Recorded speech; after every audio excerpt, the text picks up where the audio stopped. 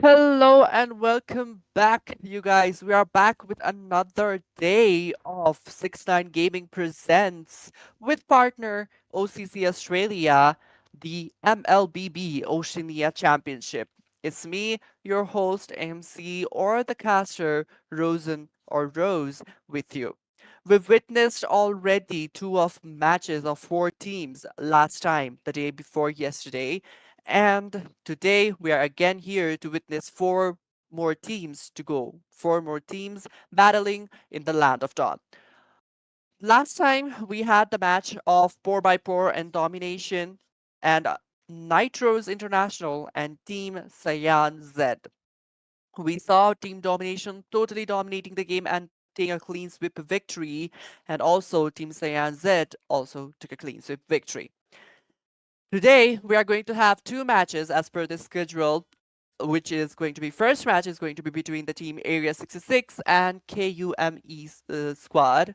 And our second game is going to be, our second match is going to be between the team Souls Ignite and Conq Esports.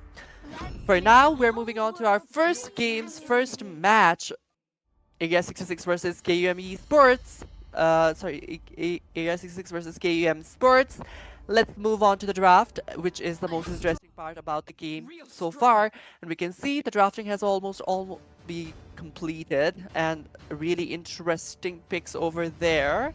I didn't think that Fanny is going to be in EXP lane, and obviously they are going to switch out for Fanny being the jungle, and Fedrin is going to be that EXP laner from the side of Area 66. And from the KUM squad, we can see they have taken Claude, Exborg. Okay, that's interesting. Arturath as well with that Florin, and they're hoping on to that Xavier, which is a really good hero. He has the damage since the early game, from the early game, as in his first skills damage was increased a while ago and still is intact and really good amount of damage for the early game. And I guess the Farsa pick was really good up against, I mean, the Farsa pick was before the Xavier was picked, but at the same time, Farsa pick is far more viable, or let's say it's more kind of like effective to go against Xavier. And we can see the Fanny is still on that EXP lane. I don't know why. I mean, they could have their own strategy. That's a different part of the story. But, why Fanny in the EXP? That's really questionable, because we normally don't see Fanny being in that EXP lane. But looking at the draft from Area 66 or A66, we can see there is Rafaela, Phaedron, Fanny, and there is that Carrie and that Farsa pick.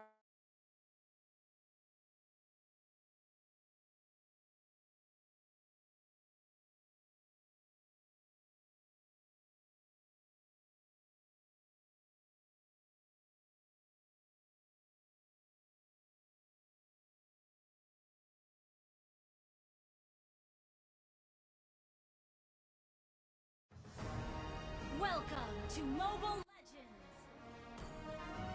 5 seconds till the enemy reaches the battlefield. Smash them!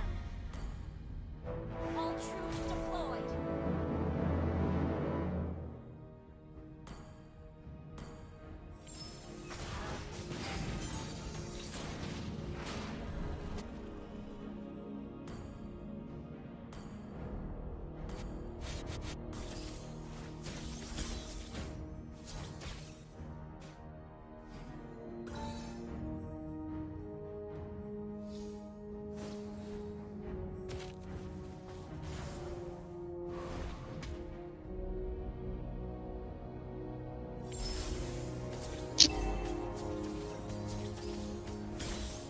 Sorry for the pause right there. I had a little bit of technical difficulty, but we are back in the game, and we can already see they are kind of like, going on to that invasion kind of situation.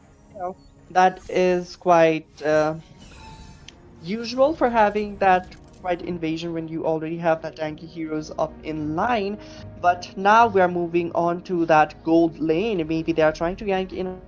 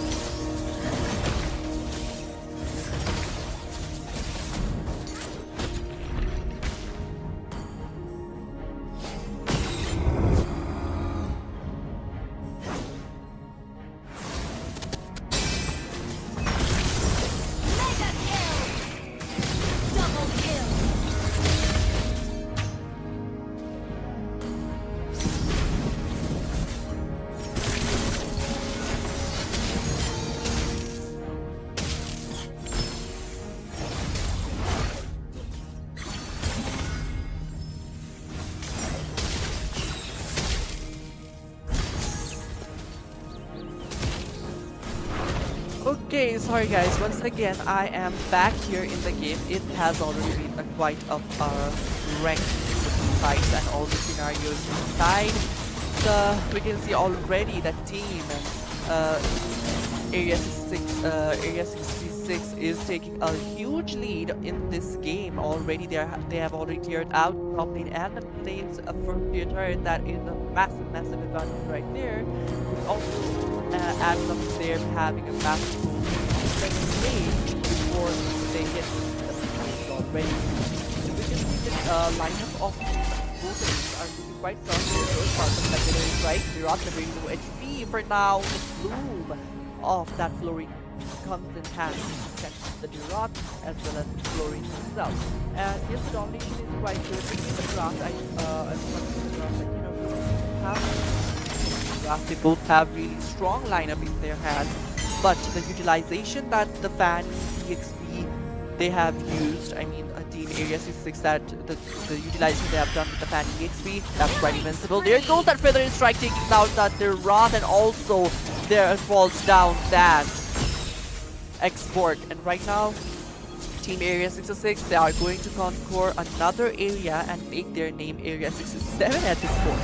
So let's see if they are going for Area 67 and Area 68, and then slowly maybe Area 69 in the next match of their upcoming future. Or maybe even if this game goes for the best of 3, it is going to be Area 69 if they conquer. But at the same time, if it's going for the best of 3, then they might not be able to have that, Area 68. They can just be in Area 66. I don't know, I'm just talking gibberish right now, but yes, we definitely are moving on to our game once again. And look at that domination coming from Area 66, like literally 0 for 12. That's a huge, huge scoreboard lead right there. And also the goal lead is quite invincible. With 10k plus goal lead, they have made that goal lead in around, just 8 minutes.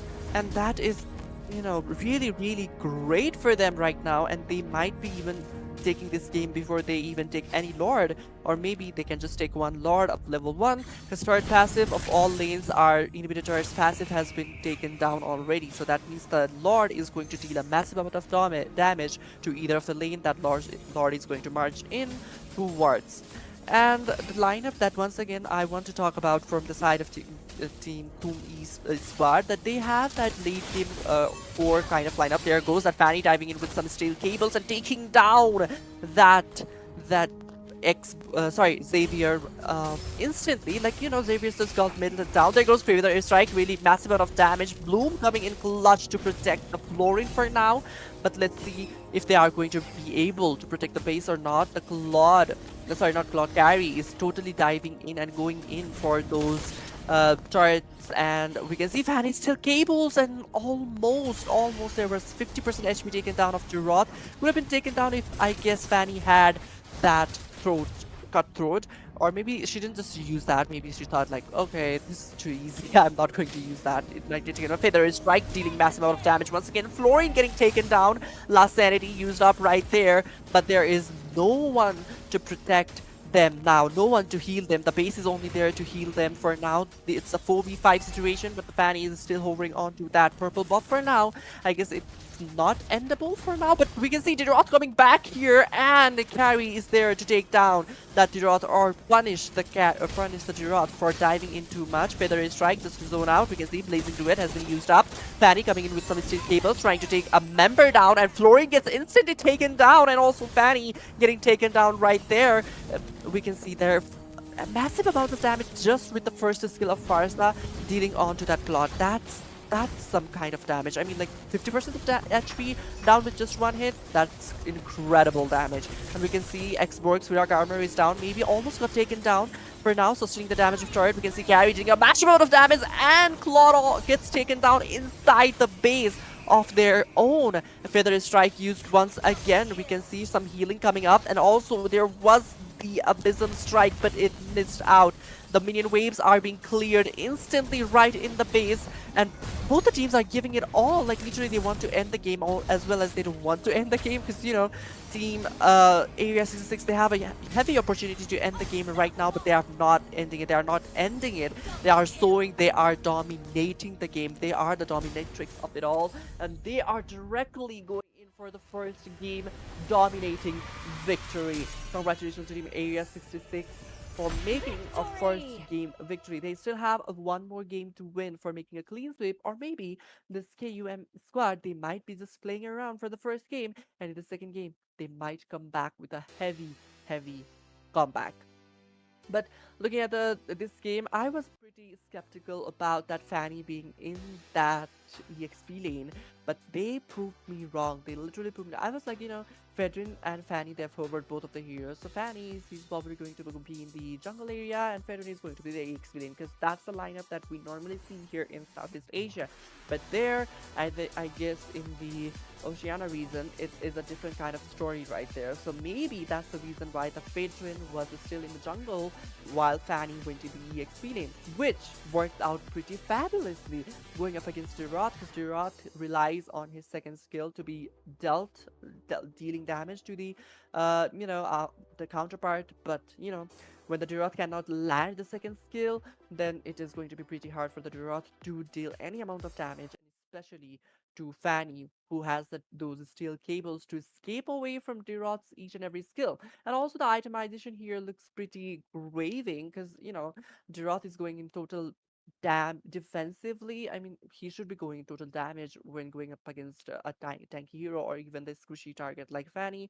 He could have hovered Fanny, not hovered, I'd say he could have taken down Fanny a lot of times with the Petrify combo if he had a proper amount of damage item made. But he did not have those. That's the reason, I guess. That's one of the many reasons why Durot kind of fell down to the ground. And Fanny kept on flying with those steel cables, and literally, it was a little birdie who was passing by and taking down the possible targets. That was it for the first game of the first match between the team Area 66 and Kum Squad. So let's see what they have to bring in the second game. Please comment down if you guys think the Area 66. I kind of missed out a little bit due to the technical difficulties that I had on the gameplay. That's the reason why I kind of like was gibberishing shits, but that does not count as an excuse, but I'm sorry for that. And also, please comment down that if Area 66 is going to continue their domination, if you guys are their fan, or if they are going to face a comeback from the team Kum Squad to, in the second game. Because I guess Kum Squad, they had a really good lineup formed up for themselves there, but they could not utilize it to their, um, favor. And it was really confusing for Kum Squad as well, because normally whenever there is a veteran, we see going in the jungle position, we see Jirot also being in a jungle position, because that way they can be encountered, or they can encounter each other a lot of times, and Jirot can easily take down the veteran. But this time around, due to the Fanny pick, they got confused, and they picked that, uh, you know, they decided to let the Jirot go into the EXP lane itself, because they thought like Fedrin is going to be the EXP laner because he's a fighter. But yes, that was a really good mind play, and also that was really effective for themselves. And I mean, Team Area 66, they really, really nailed the game. Uh, the mind play game, or let's say the kind of like mind manipulation of the team Kum Squad. That was really, really good. Let's see what happens in the second game of Area 66 and Kum Squad. Please comment it down. What do you think about the first game, and how do you feel about Area 66 having that Fanny in the EXP lane? Because that we normally never see Fanny in EXP lane in the tournament scenario, but this time around that was really unique, and that was really, really interesting to watch the domination coming from the Fanny. Here we are going to move on to our second game between the team Area 66 and Kum Squad. and the drafting has already begun.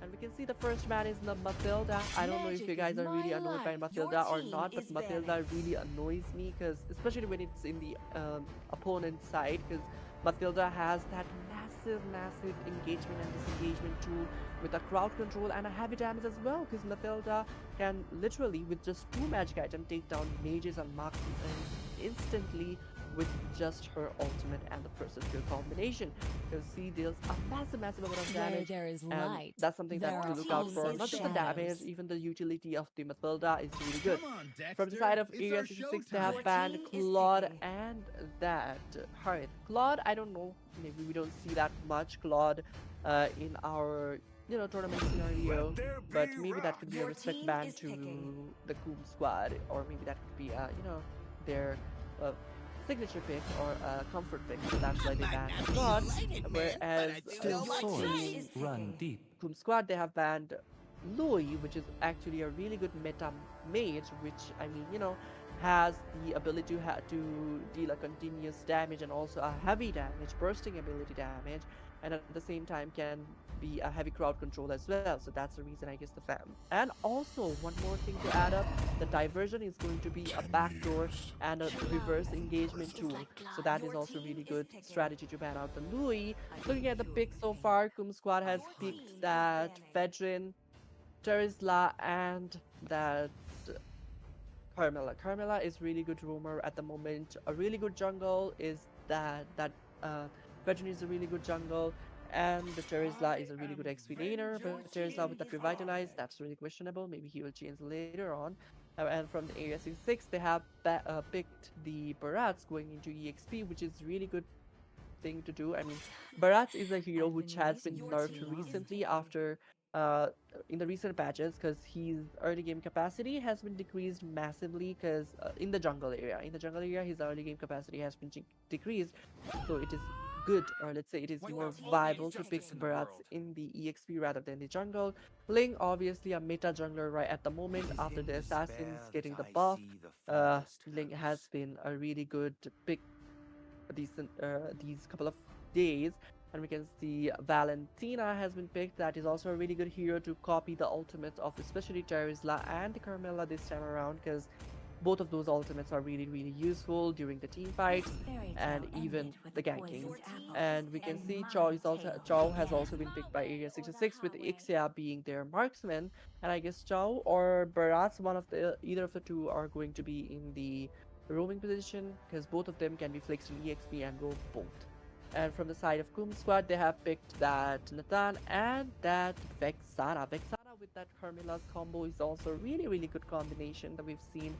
Uh, it kind of is not like a regular gameplay with Vexana and Carmilla being in the same team, but it is a really effective team. So maybe we will be seeing some kind of those continuous jumping scenarios with Carmilla using her ultimate, the Curse of Blood, and Terizla with the penalty zone, and Vexana with the Eternal God. So that is the combination that I'm looking forward from the side of Team Kum 30 Squad. Let's seconds see till if the that's going to enemy happen or reaches the not. And from the battlefield. side of Team Snatch them. Santai bro, Area Santai. 66, I mean, they have a really good draft. They have a really good dive in capacity. They have a pick off composition, two pick off compositions. I mean, they can pick off two of the heroes. And also, they have this really back line, because Ixia, I guess she should be really positioned at the back compared to some of the marksmen, because she deals massive amount of damage and a really squishy target. And especially when using the Furbaras, she has to be really careful. Chao already doing some invasion things, and we can see he was knocked off. He maybe got he maybe will be getting caught up right there, but he escaped for now. He didn't have to use his flicker. But if I guess the team Kum Squad, if they had tried, maybe they could have just grab the Claude Retribution battle, and you can see Ling has taken it.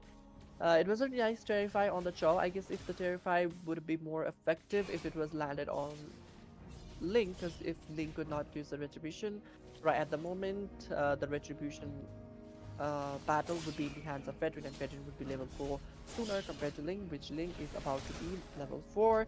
But that was a really good Curse Blast right there from Vexana and stole that Scavenger Crab of EXP lane and gained the EXP herself instead. So that means Ling cannot be ganking the gold lane for now.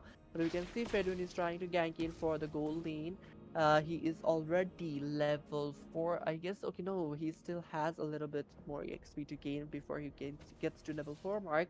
But at the moment, everyone is trying to be in the level 4 mark because the turtle will be up in a short while. Link using his sword fusion, he kind of like bounced into, sorry, jumped onto that Vexana, but Vexana managed to escape with that flicker. She didn't want to take a risk, take the risk of losing her life before the turtle fight.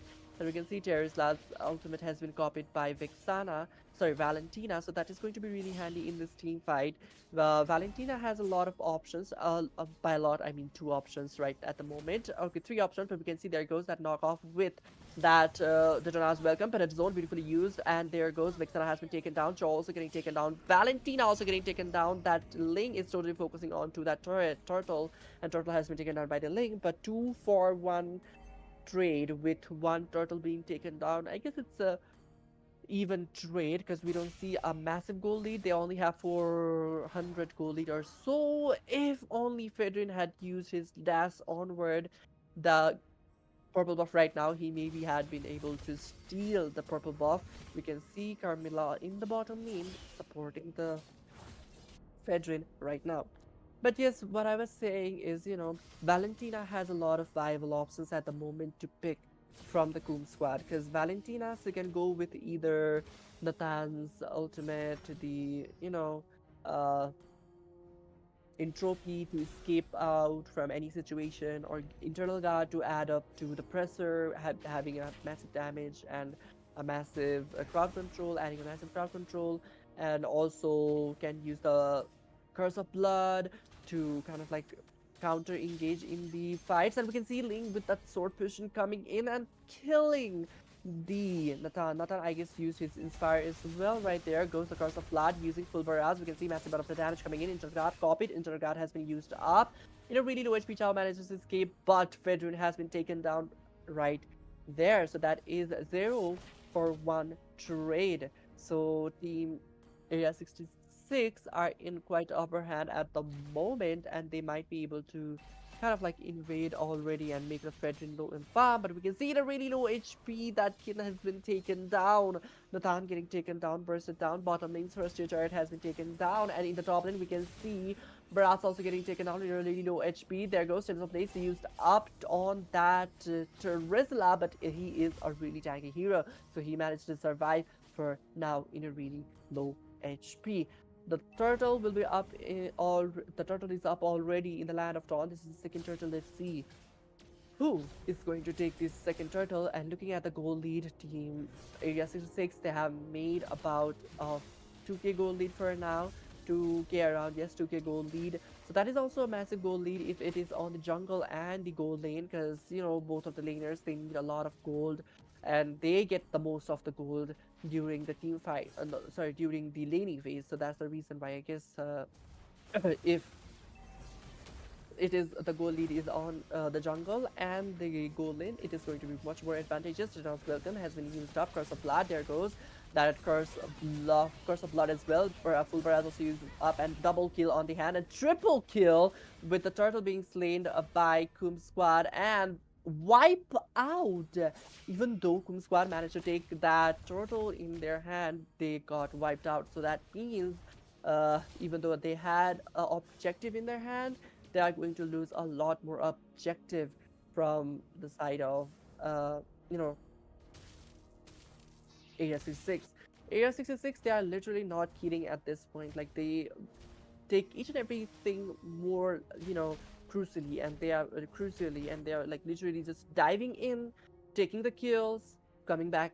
They're like playing a really disciplined game. But this time around, J7 has been caught up in 4v1 situation, which was really great for her, and she got, I mean, him, and he got taken down right there. There goes the purple buff from Phaeton has been taken down. There's a blade used up. There goes penalty zone as well. Cross of blood also using up. And Ling has been taken down with Joe as well. There comes that Paras trying to just make sure the Valentina survives in a really low HP. Teton has welcome used up, knocked off with the help of that Fredrin, but we can see Valentina is also being chased by Carmilla right now. Valentina takes the Curse of Blood. Yes, that was quite intense of the team fight. Or not intense. It was intense, but like uh, totally let's say underestimated team fight. I think like Team Area 66, they quite thought like we are in a heavy goal lead and we are in we have a good team fight composition, but at the same time. They forgot that the whole combination that I said, Valentina and Carmilla with that Curse of Blood and the internal guard used up. They forgot about that situation to happen, and that's what exactly happened. And Ling got taken down first with following up with Chow and Barat's getting taken down as well. And that was pretty grave, even though there was a massive goal lead. And after that fight, the goal lead has been cut off by Team Kum Squad. There comes the Curse of Love, penalty zone used up, and it was welcome. Full Baras has been used up in a really low HP. Baras will get taken down by the hands of Vixana, but here comes that full Baras damage taking on. And Vedran gets taken down with Ling getting a double kill on Terizla and Carmilla, and triple kill with Vexana getting taken down. Natan will be focusing on to pushing on that top lane's second tier turret. He might have to retreat now because he does not have they do not have the teammates to protect the base right now because the Lord has been slain by the team Area 66, so they have to watch out about it. Uh, I guess it was a Lord, but no, it was just the turtle. But yes, it's just hitting the 8 minute mark. So the turtle was taken down. Objectively, Team Area 66, they are moving quite ahead. But also, Kum Squad are trying to follow up with taking the second tier turret on the top lane, whereas the Team Kum Squad, they lack their first and second tier turret of mid and bottom lane and top lane's first tier turret. So that is going to add up so much pressure to them because if you do not have turrets to protect, especially squishy heroes can get targeted pretty easily and get taken down. But we can see for now Fulbaraz incoming damage was not enough right there to take anyone down. Chow uses Way of the Dragon to push out, or let's say pull out the Fedrin from the allies, but it was not enough to take him down. So yes, with this, we can see the team Area 66 are trying to go in for the top lane, and Carmella may be in a really grave situation, knocked off with the Jit Kundos, but will be surviving for now. No any threats to Carmella because she's really sustainable with her first kill, and yeah, with the adding up to the damages. But we can see in the bottom lane, Ling gets taken down by the hands of Carmilla. That was really impressive play coming in from the side of team. Uh, Kum Squad, I mean, like, they have to take any advantage, any kind of advantage that they can find to make sure that the Area 66 won't be doing a total domination like they did in the first game, which Area 66 are quite doing, but this time around they have a decent amount of gold cap. Fulbaraz coming up with a penalty zone used up directly onto the backline. We can see that Latana has been taken down in a low HP. We can see surviving, but also gets taken down. I mean, the Ixia gets taken down, trying to deal a lot of damage. We can see Fedrin has taken the life of the dragon, dinosaur, and the dinosaur rider, with Valentina being the next target and the double kill in his hand. But we can see the purple buff. He has to give up because he was in a really low HP. That was a really good initiation from Terizla right there because I saw him using the penalty zone right on point, knocking off two of their biggest threats, I'd say, in the game. That was really impressive. That it has to be noticed, and I guess Team uh, Kum Squad, they will be utilizing that thing once again because right now they did, and they also managed to jump down the goal lead, which was 2K to 3K round to just 1K. So yes, maybe slowly and steadily, Team Kum Squad, they might be able to just totally take the game because they do have a late game damage potential with Natana and Vixana being in their team. But at the same time, we can also see Team Area 66, they have also the late game capacity with Ling having a massive amount of damage, taking down marksmen and mages easily. Barats can easily sustain a lot of damage, and also they have the Ixia, which is a literal monster that we've seen so far. Curse of Blood used up, Vaxana in a really low HP for now will try to escape, but won't be able to escape. We can see knocked off 3 of the members. There goes Titona's welcome, taking down 2 of the members, and also the terrorist La. For now, Ling is going to get taken down. So that is 1 for 4 trade. That was quite not okay, because 1 for 4 trade. What is that? But but Area 66, they are trying to go in for a clean sweep victory. They have taken down the Federal.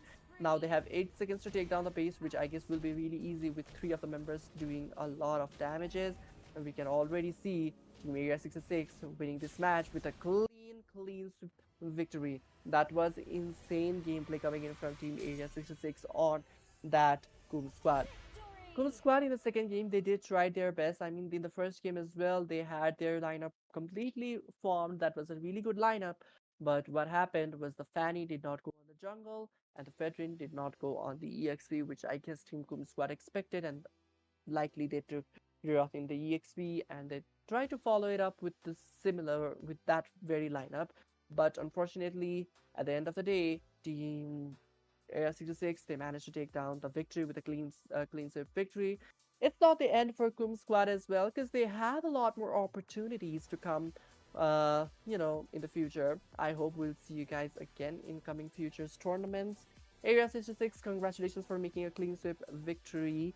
I mean, there were a lot of mistakes coming in from Area 66 this time around compared to the first game, which Team Kum Squad, they totally utilized and manipulated that very well in their hands. And, they threw the snowball right on the face of Team Area 66, but they could not keep the snowball for too long in their hands, which caused them to lose the snowball, and slowly they lost the match. I mean, it was an impressive gameplay, impressive, execution of the draft. And the mind game that Team Area 66 plays, all the other rest of the squads have to watch out for that, because I guess the mind game is the key to victory for her team Area 66. And Kum Squad, they did try their best to continue into the game, but unfortunately that could not happen. But yes, all the best for the future tournaments as well, Team Area 66. Congratulations to you once again for making a clean sweep victory and moving on to the next round. For now, we'll be taking a very short break before we move on to our second match of the day, which is, or let's say the night, which is Souls Ignite versus Team Conq Esports.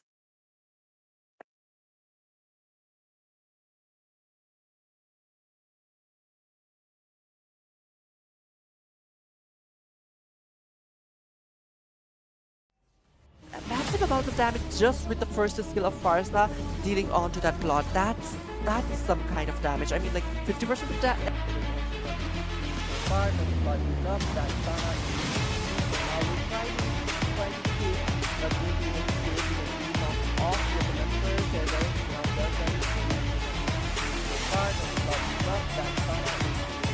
A massive amount of damage just with the first skill of Farsa dealing onto that Claude. That's some kind of damage. I mean, like 50% of HP down with just one hit. That's incredible damage.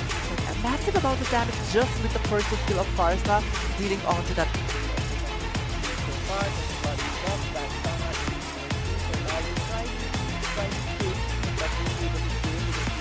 Off the members, there goes the ground welcome to monsters that we've seen so far. Curse of Blood used up, Vaxana in a really low HP. Right in the base, and both the teams are giving it all. Like literally, they want to end the game all as well as they don't want to end the game, because Team Area 66, they have a heavy opportunity to end the game right now, but they are not ending it. They are not ending it right in the base, and both the wait for her and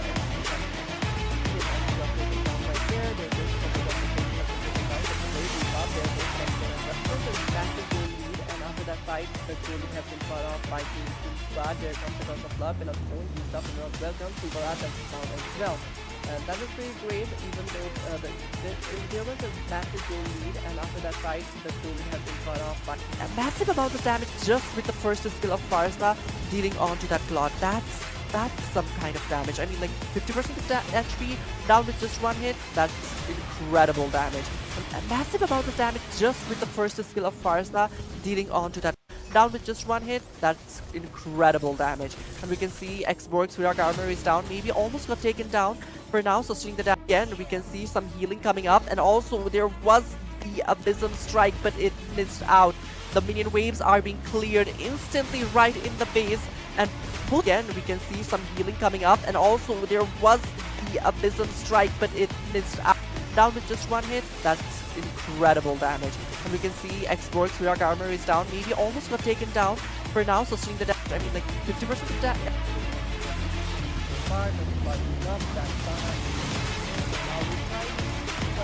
Right in the base, and both the teams are giving it all. Like literally, they want to end the game, all as well as they don't want to end the game. Because team a massive amount of damage just with the first skill of Farsa dealing onto that Claude. That's some kind of damage. I mean, like 50% of down with just one hit. That's incredible damage. And we can see Xborg's Virak armor is down. Maybe almost got taken down for now. Sustaining the damage.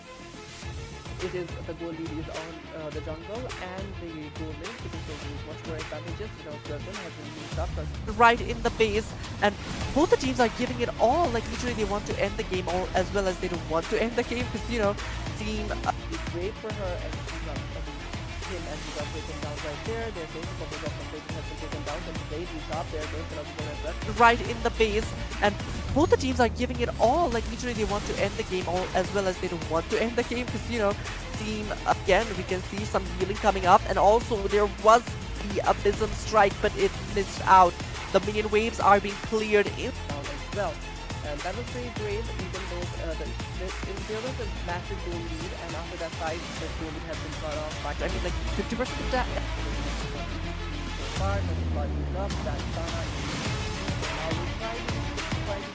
Down with just one hit. That's incredible damage. We can see Xborg's Virak armor is down. Maybe almost got taken down for now. Sustaining the damage down as well. And that was pretty great, even though there was a massive goal lead, and after that fight, the goal lead has been cut off. Right in the base, and both the teams are giving it all. Like literally, they want to end the game, all as well as they don't want to end the game. Because team down as well. And that was pretty great, even though there was a massive goal lead, and after that fight, the goal lead has been cut off. There was a massive goal lead, and after that fight, the goal lead has been cut off by Kum Squad. There comes the Conq blood, and of course, he's up and welcome. Super Arts has been used up, and the Super Arts will get taken. There was a massive goal lead, and after that fight, the goal lead has been cut off by Kum Squad. There comes the Conq blood, and of course, as well. And that was pretty great, even though there was a massive goal lead, and after that fight, the goal lead has been cut off. It is the goal lead is on the jungle and the goal lane because of much more advantages. Rosan has been used up right in the base, and both the teams are giving it all. Like literally, they want to end the game, all as well as they don't want to end the game. Because team, I mean, like 50% of that.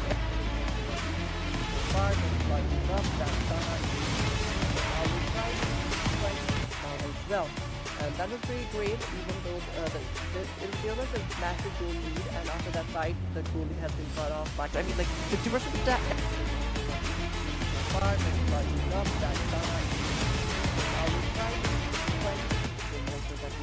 So far, so the blood is up. That Sana in USC for now will try to escape, but won't be able to down as well. And that was pretty great, even though there was a massive goal lead, and after that fight, the goal lead has been cut off. But be great for her, and she got, him, and he got taken down right there. There goes the purple buff from Fate has been taken down. Just blade, he's up. There goes penalty zone as well. I mean, like 50% of that.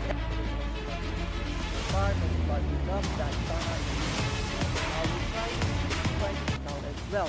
And that was pretty great, even though there was a massive goal lead, and after that fight, the goal lead has been cut off by. There was a massive goal lead, and after that fight, the goal lead has been cut off by Kum Squad. There comes the Conq blood, and of course, he's up and welcome. Super Arts. A massive amount of damage just with the first skill of Farsa dealing onto that Claude. that's some kind of damage. I mean, like 50% of HP down with just one hit. That's incredible damage. A massive amount of damage just with the first skill of Farsa dealing onto that. It was a massive goal lead, and after that fight, the goal lead has been cut off by Kum Squad. There comes the Conq of blood, and also used up, and it was welcome to Barat. I mean, like 50% of damage. Part of the blood used up. That's fine. Now we try to be great for her, and she got. I mean, him and he got taken down right there. There's a couple of Freddy has been taken down. That's the blade. You stop there. Goes another zone as well. It is the goal lead is on the jungle and the goal lane. It is going to be much more advantageous. The Rosan has been used up. So down with just one hit. That's incredible damage. And we can see Esports Rear Armor is down. Maybe almost got taken down for now. So seeing the a massive amount of damage just with the first skill of Farsa dealing onto that Claude. That's some kind of damage. I mean, like 50% of that. It is the goal lead is on the jungle and the goal lane. It is going to be much more advantages because Rosan has been used up. But he fights, and we can see Ling with that sword pushing coming in and killing the Nata. I guess use his fire as well, right? Down with just one hit. That's incredible damage. And we can see Xborg's Rear Armor is down. Maybe almost got taken down for now. So seeing the damage. It was a massive goal lead, and after that fight, the goal lead has been cut off by Team Kum Squad. There comes the Curse of Love, and on his own, used up, and it was welcome to Barat, and be great for her, and she got him, and he got taken down right there. There goes the couple of Freddy has been taken down. So the blade used up. There goes another zone as well. Curse of Love also using up, and be great for her, and she got him, and he got taken down right there. There goes the couple of Freddy has been right in the base, and both the teams are giving it all. Like literally, they want to end the game all as well as they don't want to end the game because you know, team. I mean, like 50% of that.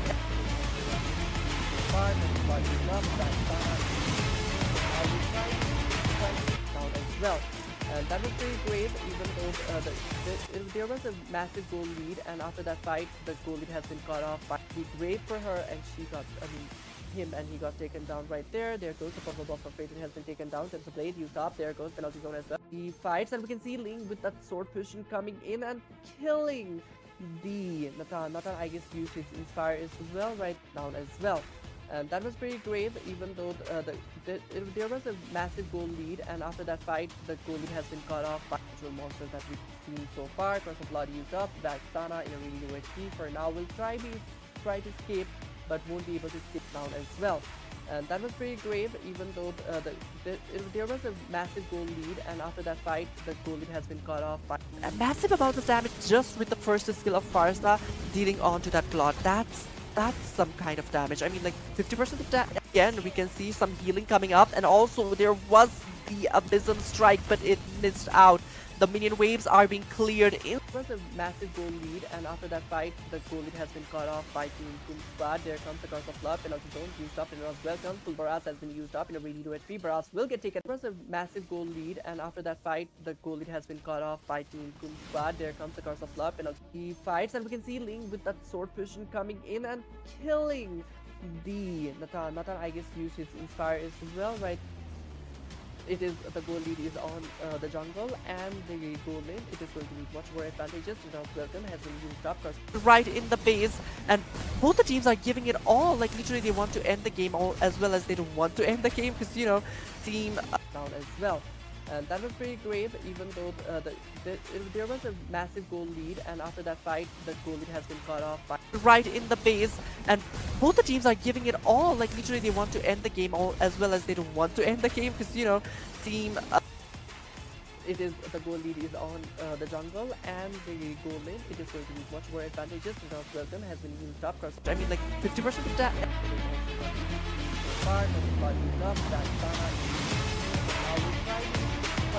Down as well, and that was pretty great, even though there was a massive goal lead, and after that fight, the goal lead has been cut off by, I mean, like 50% of that.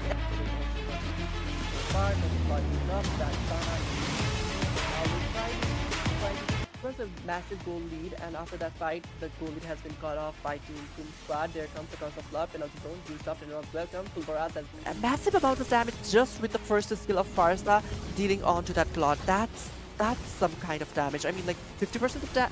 Be great for her, and she got. I mean, him, and he got taken down right there. There goes the purple buff of Raven has been taken down. There's a blade used up. There goes penalty zone as well. It is the goal lead is on the jungle and the goal lane. It is going to be much more advantageous. Rosan's welcome has been used up across the fights, and we can see Ling with that sword fusion coming in and killing the Natan. Natan, I guess, used his inspire as well right there. It is the goal lead is on the jungle and the goal lane. It is going to be much more advantageous. Rosan's welcome has been used up. Curse of blood. There goes that curse of blood as well. It is the goal lead is on the jungle and the goal was a massive goal lead, and after that fight the goal lead has been cut off by Team Kum Squad. There comes the curse of blood, penalty zone used up, and was welcome. Fulbaraz is down as well. And that was pretty grave, even though there was a massive goal lead, and after that fight the goal lead has been cut off by. Again, we can see some healing coming up, and also there was the abysm strike, but it missed out. The minion waves are being cleared in down as well. And that was pretty grave, even though there was a massive goal lead, and after that fight the goal lead has been cut off by individual monsters that we've seen so far. Curse of blood used up, Vexana in a really low HP. For now we'll try to escape, but won't be able to escape. We can see knocked off 3 of the members. There goes Titona's welcome, individual monsters that we've seen so far. Curse of blood used up, Vexana in a really low HP. A massive amount of damage just with the first skill of Farsa dealing onto that Claude. That's some kind of damage. I mean, like 50% of that was a massive goal lead, and after that fight the goal lead has been cut off by Team Kum Squad. There comes the curse of blood, penalty zone used up, and was welcome. Fulbaraz is down as well. And that was pretty grave, even though there was a massive goal lead, and after that fight the goal lead has been cut off by down with just 1 hit. That's incredible damage, and we can see Xborg's Virak armor is down, maybe almost got taken down for now, so seeing the damage right in the base, and both the teams are giving it all. Like literally they want to end the game all as well as they don't want to end the game, because you know, team again we can see some healing coming up, and also there was the abysm strike, but it missed out. The minion waves are being cleared in down with just 1 hit. That's incredible damage, and we can see Xborg's Virak armor is down, maybe almost got taken down for now, so seeing the damage right in the base, and both the teams are giving it all. Like literally they want to end the game all as well as they don't want to end the game, because you know, team monsters that we've seen so far. Curse of blood used up, Vexana in a really low HP. For now we'll try to escape, but won't be able to escape the fights, and we can see Ling with that sword fusion coming in and killing the Natan, I guess, used his inspire as well right down with just 1 hit. That's incredible damage, and we can see Xborg's Virak armor is down, maybe almost got taken down for now, so seeing the damage right in the base, and both the teams are giving it all. Like literally they want to end the game all as well as they don't want to end the game, because you know, team I mean like 50% of that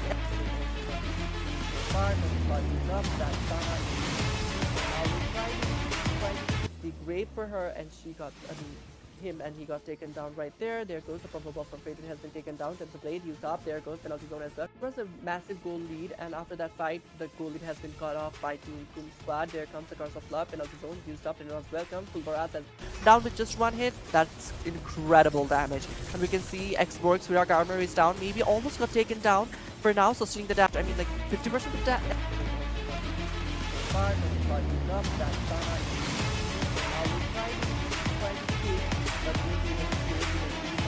I mean like 50% of that down as well. And that was pretty grave, even though there was a massive goal lead, and after that fight the goal lead has been cut off by 3 fights, and we can see Ling with that sword fusion coming in and killing the Natan, I guess, used his inspire as well right down with just 1 hit. That's incredible damage, and we can see Xborg's Virak armor is down, maybe almost got taken down for now, so seeing the damage again we can see some healing coming up, and also there was the abysm strike, but it missed out. The minion waves are being cleared instantly right in the base, and again we can see some healing coming up, and also there was the abysm strike, but it missed out down as well. And that was pretty grave, even though there was a massive goal lead, and after that fight the goal lead has been cut off by it is the goal lead is on the jungle and the goal lane. It is going to be much more advantageous. Rosan's welcome has been used up down as well, and that was pretty grave, even though there was a massive goal lead, and after that fight the goal lead has been cut off by the grave for her, and she got him, and he got taken down right there. There goes the purple buff from Fated has been taken down. There's a blade used up. There goes penalty zone as well. Because the blood also using up, and the grave for her, and she got him, and he got taken down right there. There goes the purple ball from Fate. It has been was a massive goal lead, and after that fight, the goal lead has been cut off by Team Kum Squad. There comes the curse of love, and also zone used up, and it was welcome. Full Boraz and a massive amount of damage just with the first skill of Farsa dealing onto that Claw. That's some kind of damage. I mean, like 50% of that actual monster that we've seen so far. Curse of blood used up. Back Sana in a really low HP. For now, we'll try to escape, but won't be able to escape. Down with just one hit, that's incredible damage. And we can see Xborg's Virak armor is down, maybe almost got taken down. For now, sustaining the damage. Monster that we've seen so far. Curse of blood used up. Back Sana in a really low HP. For now, we'll try to escape, but won't be able to escape. It is the goal lead is on the jungle, and the goal lane it is going to be much more advantageous. Renault's Welcome has been used up because a massive amount of damage just with the first skill of Farsa dealing onto that Claw. That's some kind of damage. I mean, like 50% of that actual monsters that we've seen so far. Curse of blood used up. Back Sana in a really low HP. For now, we'll try to escape, but won't be able to escape. Down with just one hit, that's incredible damage. And we can see Xborg's Virak armor is down, maybe almost got taken down.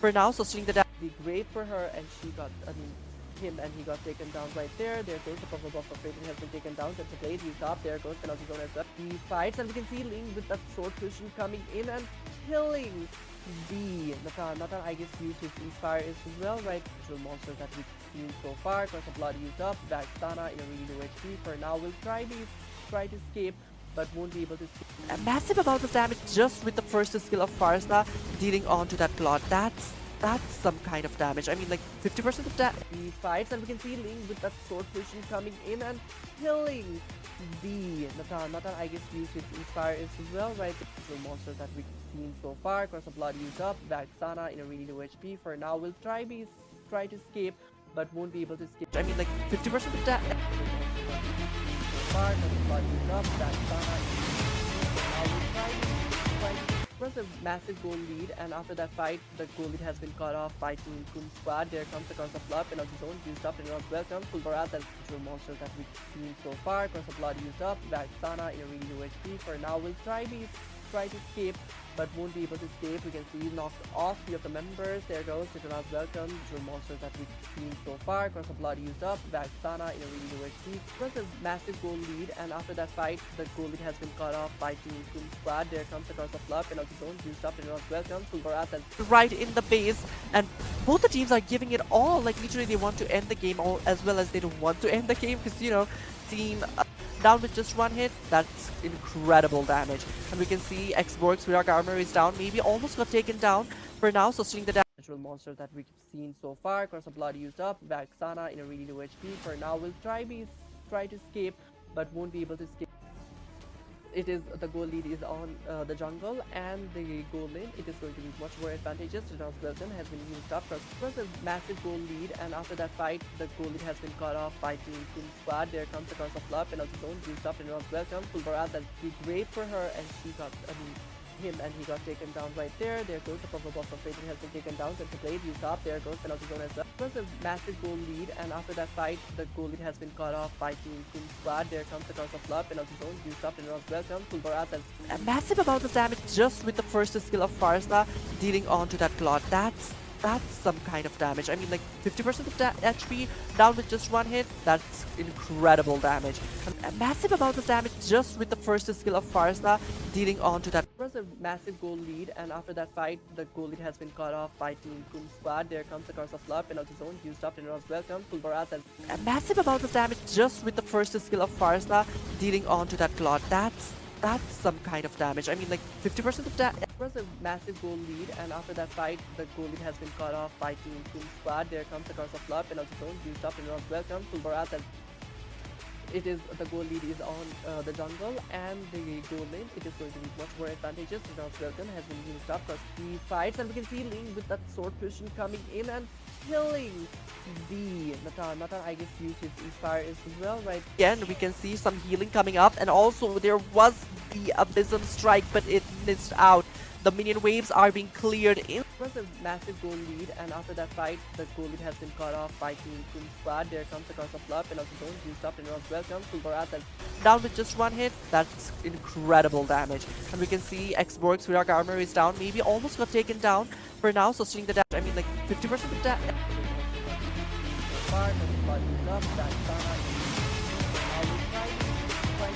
A massive amount of damage just with the first skill of Farsa dealing onto that Claw. That's some kind of damage. I mean, like 50% of damage right in the base, and both the teams are giving it all. Like literally, they want to end the game all as well as they don't want to end the game, because you know, team be great for her, and she got. I mean, him and he got taken down right there. There goes the purple buff of Fading has been taken down. That's a blade used up. There goes penalty zone as well. Natural monsters that we've seen so far. Cross of blood used up. Back Sana in a really low HP. For now, we'll try to escape, but won't be able to escape the fights. And we can see Ling with that sword position coming in and killing the Natan. Natan, I guess, used his Inspire as well, right? Again, we can see some healing coming up, and also there was the Abysm Strike, but it missed out. The minion waves are being cleared in. It is the goal lead is on the jungle, and the goal lane, it is going to be much more advantageous. Rosan's Welcome has been used up because be great for her, and she got, I mean, him and he got taken down right there. There goes the purple buff of Fading has been taken down. That's a blade used up. There goes penalty zone as well. Cross of blood also using up, and be great for her, and she got, I mean, him and he got taken down right there. There goes the purple buff of Fading has been a massive amount of damage just with the first skill of Farsa dealing onto that Claw. That's some kind of damage. I mean, like 50% of damage right in the base, and both the teams are giving it all. Like literally, they want to end the game all as well as they don't want to end the game, because you know, team again, we can see some healing coming up, and also there was the Abysm Strike, but it missed out. The minion waves are being cleared in. It is the goal lead is on the jungle, and the goal lane, it is going to be much more advantageous. Rosan's Welcome has been used up because it was a massive goal lead, and after that fight, the goal lead has been cut off by Team Kum Squad. There comes the Conq of Love, penalty zone used up, and Rosan's Welcome. Fulbaraz as natural monster that we've seen so far. Cross of blood used up. Back Sana in a really low HP. For now, we'll try to escape, but won't be able to escape. It is the goal lead is on the jungle, and the goal lane, it is going to be much more advantageous. Rosan's Welcome has been used up because natural monster that we've seen so far. Cross of blood used up. Back Sana in a really low HP. For now, we'll try to escape, but won't be able to escape. Again, we can see some healing coming up, and also there was the Abysm Strike, but it missed out. The minion waves are being cleared in right in the base, and both the teams are giving it all. Like literally, they want to end the game all as well as they don't want to end the game, because you know, team down as well. And that was pretty grave, even though there was a massive goal lead, and after that fight, the goal lead has been cut off by. It is the goal lead is on the jungle, and the goal lane, it is going to be much more advantageous. Rosan's Welcome has been used up because a massive amount of damage just with the first skill of Farsa dealing onto that Claw. That's some kind of damage. I mean, like 50% of damage. I mean, like 50% of damage.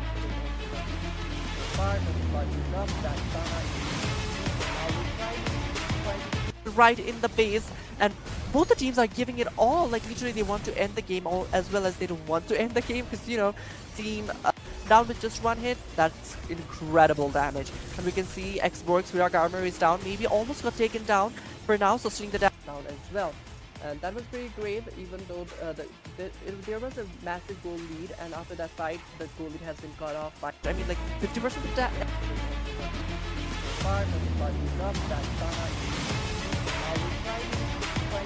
A massive amount of damage just with the first skill of Farsa dealing onto that Claw. That's some kind of damage. I mean, like 50% of damage. Be great for her, and she got, I mean, him and he got taken down right there. There goes the purple buff of Fading has been taken down. That's a blade used up. There goes penalty zone as well. Again, we can see some healing coming up, and also there was the Abysm Strike, but it missed out.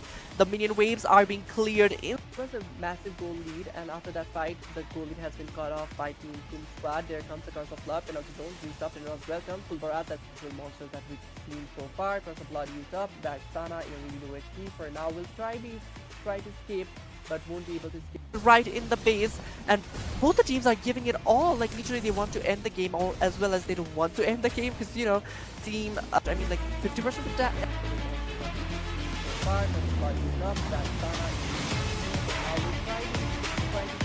down with just one hit. That's incredible damage. And we can see Xborg's Rear Armor is down, maybe almost got taken down for now, sustaining the damage. A massive amount of damage just with the first skill of Farsa dealing onto that Claw. That's some kind of damage. I mean, like 50% of that was a massive goal lead, and after that fight, the goal lead has been cut off by Team Kum Squad. There comes the curse of love, and also don't use stuff and was welcome to Boraz. And again, we can see some healing coming up, and also there was the Abysm Strike, but it missed out. The minion waves are being cleared in. I mean, like 50% of that.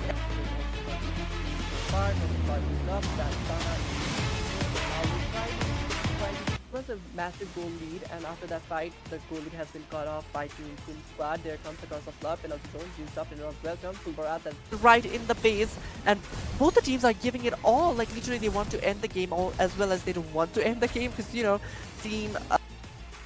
It is the goal lead is on the jungle and the goal lane. It is going to be much more advantageous. Rosan's welcome has been used up. Again, we can see some healing coming up, and also there was the Abysm Strike, but it missed out. The minion waves are being cleared instantly right in the base, and again we can see some healing coming up, and also there was the Abysm Strike, but it missed out right in the base, and both the teams are giving it all. Like literally, they want to end the game all as well as they don't want to end the game because team down as well. And that was pretty grave, even though there was a massive goal lead, and after that fight, the goal lead has been cut off by. It is the goal lead is on the jungle and the goal lane. It is going to be much more advantageous. Rosan's welcome has been used up because of down as well. And that was pretty grave, even though.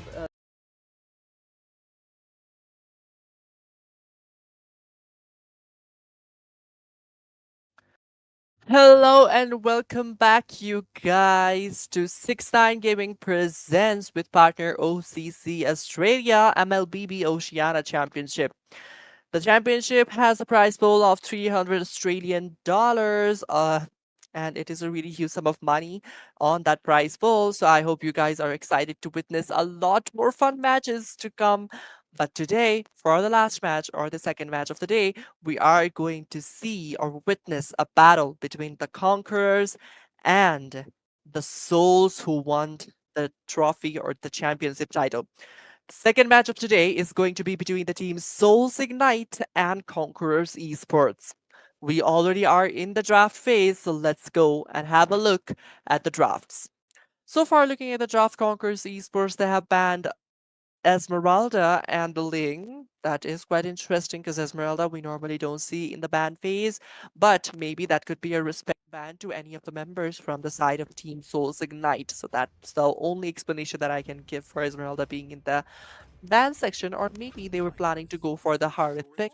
Because Harith has the continuous seal, the Esmeralda can directly counter Harith, so that could be a math they have done. But from the side of Team Souls Ignite, they have banned the Moskov and the Harith, which both are a really good meta marksmen, or let's say meta gold laners at this point, and they're really scary because Harith has a continuous task and a massive amount of magic damage dealing to any of the characters, and Moskov is Moskov with the attack speed or the critical damage. Both works perfectly fine on that hero. Moving on to the picks, we can see Team Conquerors Esports, they are going with a Roger, which is going to be a confusing pick or confusing draft for Team Souls Ignite, because Roger can be selected in the goal lane and as well as the jungle position. And even though Roger may be a squishy hero, he has a really good reading ability and also a little bit of defensive when he goes into the wolf form, and he can sustain a lot of damage while in the wolf form as well. 45 something defense is gained by Roger when in the wolf form. So even dealing with tanky heroes, even though he has that squishiness in the human form, in the wolf form, he is not so much of squishy. So he can easily. What I mean is, in team fights, he may not be taken down easily compared to some other heroes. So here In the pick phase, once again, Team Conquer Esports, they have Terisla and Novaria, a really good hero once again in that EXP lane, and Novaria being the vision provider with a massive amount of damage, continuous poking damage as well in a way, and obviously has a really good massive amount of damage, so that's a really good hero as well. And Nolan and Estes are their final two picks, which is really confusing because whenever there is assassin hero, I don't think Estes would be a viable healer that you want to pick, either Florin or a or the Angela. One of those two will be a really good hero, or even Rafaela could be a really good option. But Estes, that's very questionable from the side of Team Conquerors Esports. Maybe that is their flexible hero. That's the reason. That's the only reason I see why they have picked the Estes. And looking at the side of Team Souls Ignite, they have Fedrin, really good tanky hero. Mathilda, a really good engage and disengagement tool. Yuzong, backline trick, perfect. And that Leslie and uh, Leslie and the Xavier as their final two picks. Leslie has the massive damage in the late game, so early game she has to be really careful to deal against the Roger, because Roger has the early game advantage compared to the Leslie, because Roger, like I said, has the tankiness in the wolf form and a massive amount of damage itself. And for the Xavier, I don't see much of a threat unless the Nolan decides to dive in on on the Xavier. Other than that, there are no other threats. So looking at the lineup, I think just analyzing the lineup, I think Team Conquerors Esports, they are quite a bit lackluster in the sustainability. Not so much. I mean, just a little bit lacking in the sustainability compared to Team Conquerors. Compared to Team Souls Ignite, because Souls Ignite, they have a frontliner, they have a backline threat, and they have a support hero to sustain the damage. And on top of that, even though they have the frontliner can act as a massive damage dealer. So that's another thing that they have to watch out for Team Conquerors Esports. So Soul Ignite, they have that ability at the moment, the frontline and massive damage both. So, as we can see, the only thing I guess Estes pick is going to be advantageous here is during the team fights. And I mean, obviously, most of the healers are useful during the team fights, but Estes is a hero who can heal multiple targets at the same time and continuously heal the heroes. So maybe that's the only point, or that's the only thing that's going to help Estes, or that's going to make this viable pick for the side of Team Conquerors Esports, and we can see already some invasions, some damage dealing. That was a really good snipe. Roger diving in directly into the turret, trying to get the first blood on that Leslie, but unfortunately he has to flicker out because obviously there was that Matilda and Xavier. Xavier was level 2, so he could have easily just stuck make him stun or immobilize inside the turret. And we can see off camera first blood in the top lane by the Yuzong on the Terizla, which is quite surprising because both of them are really sustainable. Estes in a really low HP trying to survive, but Fox will get that kill on Estes. There comes the real wolf, or real wolf trying to take down the Fox, but Fox is really sustainable, and thanks to the guiding wind, he manages to escape. First turtle is up in the land of Dawn already, so let's see which team are going to take the first turtle, because that is going to be an interesting thing, because like I said, they have the front line, they have the sustainability, both of the teams, but in a way, Conquerors Esports, they lack the sustainability just because they do not have enough tankiness in the sustainable hero. SS in a really low HP will get instantly taken down. That was a really bad thing right there. So this turtle maybe easily will be going in the hands of Team Souls Ignite, because obviously without the roamer, without the healer, without their support, they cannot Conquerors Esports, they cannot force onto that turtle. Is this I mean, like, he could have just used the second skill to take the bush right in front. I mean, like, when the EXP lane is missing during the turtle fight, you have to check each and every bushes so that you are sure that I have the vision of this bush, so I don't have to worry about anyone being here. And we can just directly go inside and, kind of like march into the turtle. and get the turtle fight or take the turtle fight. But that was quite a mistake for Mrs. because he had the second skill to check the bush. In top lane once again there is off-camera kill by Yuzong on Terizla. I mean Yuzong is a really good hero. He's the sustainability is quite insane, and also damage outcome with the star residue is insane.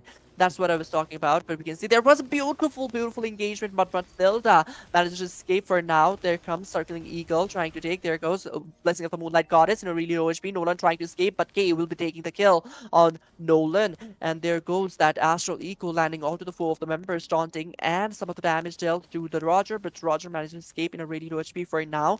Astral Echo and sorry, Astral Spear on the cooking dealt the damage, but is not enough to take any of the members who were low HP to take down. Estes could have just sustained the more, could have just stayed there instead of recalling to maybe, kind of like freeze the lane for the Roger to arrive. But he also decided to kind of recall. But let's see. In these elongated team fights, I guess it's still because of the sustainability coming in from the Matilda and also their own healing ability. Let's not forget that Fedrin and Star Residue of Yuzong, they can heal themselves more. So that adds up so much of like, healing or sustainability with the Matilda being in their hand. That is going to be really threatful in the elongating team fight. There goes Appraiser's Wrath, but the Dawning Light is the one to take down Nolan. Wrath did not deal much of damage to Teresa as well. He managed to survive. I mean, I don't think Appraiser's Wrath was totally on full stack or 4 stack. He was like maybe on 3 stack or something, because the damage dealt was not total. The HP bar that was visible, that was not dealing that much of damage. Like, for HP bar, it's 1000 HP, so it was not enough damage, I would say. Or let's say the stack was not enough. And the second turtle also goes in the hands of Team Souls Ignite. Team Conq Esports, they are having a really tough time at this point because they are losing it on the, you know, ganking and the team fights, let's say, especially the objectives to be considering more.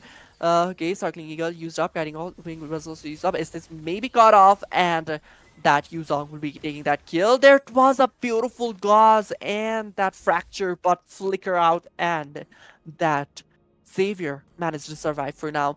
Impressive play. Snipe on cooking, Astral Spear, maybe I thought like Novaria saw where Xavier was, but that was not the case. Novaria manages to escape for now. Sorry, Xavier. Yes, he escaped survived in a really low HP.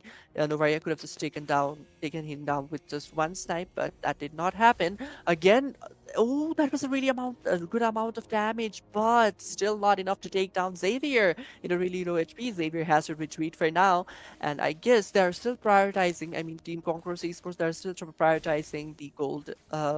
EXP lane. I mean, they've had so much of let's say fights in more of the EXP lane compared to the gold lane. And here the most kind of like, a critique that I have for Team Conquerors Esports is that mage rotation is quite slow, but here comes that fracture and instantly deleted from the map. Xavier is on the resurrection period. Retribution used up, Circling Eagle also coming up. There was a really massive engagement coming up. Appraiser's Wrath and Estes has been taken down. There goes that Asper's Spear. Did not deal any amount of damage. There was the penalty zone using up into 2 of the members. There comes Black Dragon Farm. Off-camera kill on that Roger. We can see few engagements, but for now, Flicker and Charizla will be escaping in a really healthy HP for now. But the engagement was fine, but it was not enough damage coming in from Novaria or even Nolan to take down any of the members. You can see the mid lane first year turret in a really low HP, or sorry, not low HP, has been reduced to a certain level for now, and the turtle has been spawned. This is the third turtle of the game. Let's see if there is going to be any contest. Okay, Novaria now can deal a massive damage because we can see that, just now Xavier got a massive chunk of HP loosed up, and Fox is going to take down the third turtle as well. Impressive gameplay coming in from Souls Ignite. Their soul is really ignited to take this game in their hands. That is impressive. I mean, that's the energy that we want to see. Both of the teams, they are not giving up on anything. Like, even though SS has been picked off continuously, or SS has been their main target continuously, SS is still is there to support the teammates right on time. And he has done that, justice to the SS, I would like to say. There comes the Blessing of a Moonlight Goddess. Black Dragon form used up to zone out the enemies. But we can see that Nolan has been taken down off camera. That was a fierce, fierce, fierce time. And Estes has been taken down, really low HP. We can see K has been taken down by the hands of Terizla. Terizla getting taken down. Yuzong takes down Terizla, and Roger getting taken down with the dawning light of that Xavier. Fierce type again, and just to clear out the minion waves, I don't think Novaria will be able to protect the first tier turret. I mean, she can try at least, but at the same time, there are four of the members versus one of the member from the side of team.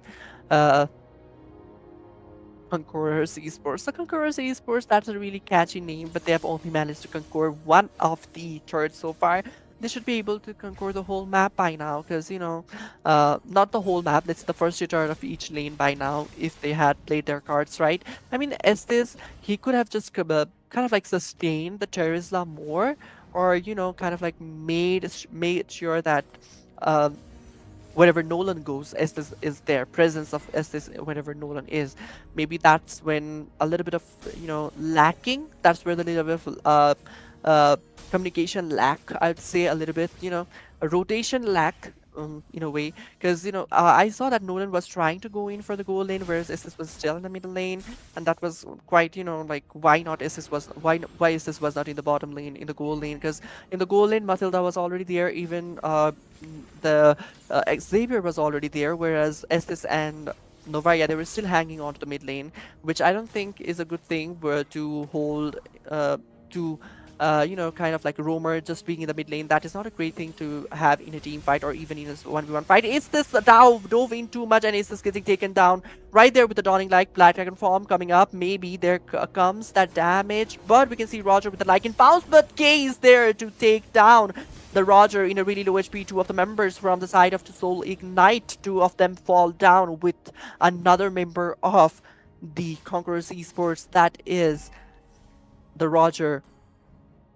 It's an intense kind of like a situation for our team. Conquerors Esports right now, team Soul Ignite, they have totally taken the map control, they have taken the jungle control now, and they slowly are going to have the game in their hands if this continues to be till the end. Because, not till the end, let's say until the Lord comes on. We can see our Princess Wrath used up, not enough damage. Blessing of the Moonlight has been used up as well. Penalty zone, but no one to catch up. Lycan Pounce and diving in Roger in a really low HP. We can see that Mathilda will be escaping. But I guess Roger, if he had forced in, maybe there was a possibility to take down Mathilda, because I don't think Fedrin had any of his skills ready to kind of like poke or deal any amount of damage. And Estes was right there to protect his teammate or ally. Black Dragon form used up just to zone out. We can see Nolan in a really grave situation will get taken down instantly by the Yuzong and the Star Residue. We can see like in Pounce has been used up. Matilda in a really grave situation will get taken down by the hands of Roger. There comes Astral Eco on three of the members. Astral Spear on Cooking. Maybe some sniping damage. No, but he just use it. He just use it for clearing the lane for now. But we can see Team Conquerors Esports, they are really, really trying. Retribution used up on that Novaria. I don't think that was necessary to use Novaria, Retribution on Novaria. Maybe he could have just, kind of like dove in with the first skill, second skill, and kind of like taunted and knocked off Novaria. That could be really useful. Not useful, let's say that would be really not burning out so much of resources without burning out so much resources. Retribution is a really good resource, but at the time there are no jungles and no any lord or turtle, so that is really reasonable. But we can see top lane's second tier turret is also getting taken down. The map control, the map domination is totally in the hands of Soul Ignite at this point. Team Conquerors Esports, they are not yet able to conquer anything other than the first tier turret of the top lane.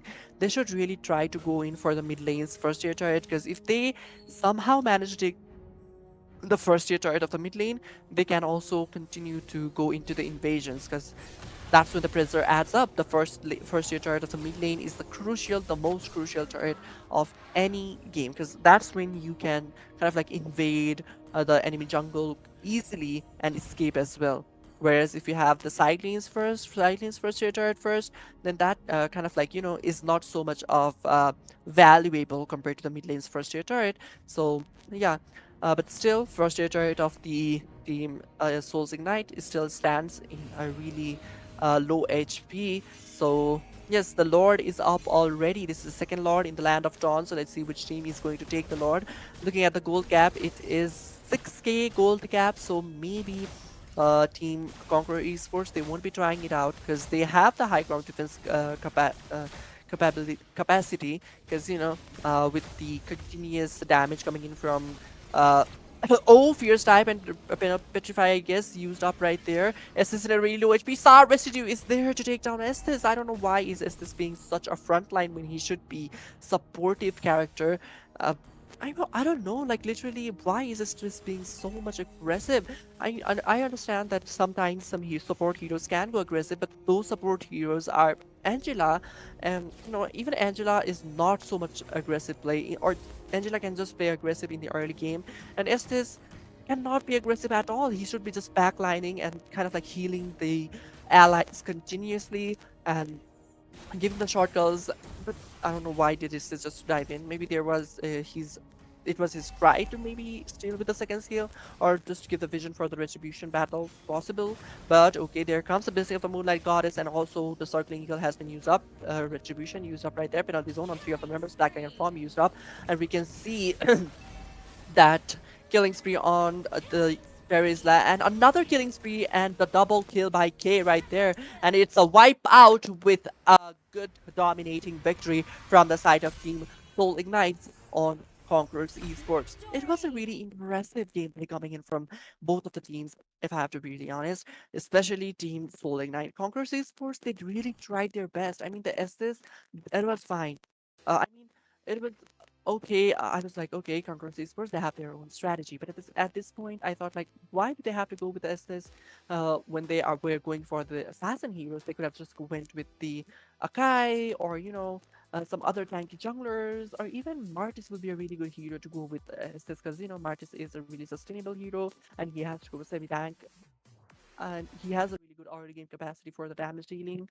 So I don't know why did they choose Nolan, three of the main damage dealers, and just two heroes to make the team fight worth it, but it was not worth it this time around. And unfortunately, they lost the match for now. But let's see in the second game if they are going to make a comeback or not. Because first game was really intense, and especially I love the fact that they utilized the Yuzong so well. I was loving how the Yuzong was being played in the Land of Dawn this time around, because he was continuously, kind of like giving the zone out and making that enemy heroes, or let's say Conquerors Esports heroes, to back off and stay back totally from the lane, so that the allies or their team members can easily take down the turrets, or the team fights could be easily taken down. The backline threat that Yuzong possesses was actually justified in this game. For me, after a really, really long time, I really loved a Yuzong gameplay, because Yuzong sometimes they kind of like lackluster performances happening when they do not target the backline so much, and they just try to make themselves sustainable and try to deal more damage to the front line instead of going to the back line. But this time around, that was a really impressive Yuzong play, and that was a well-deserved MVP as well.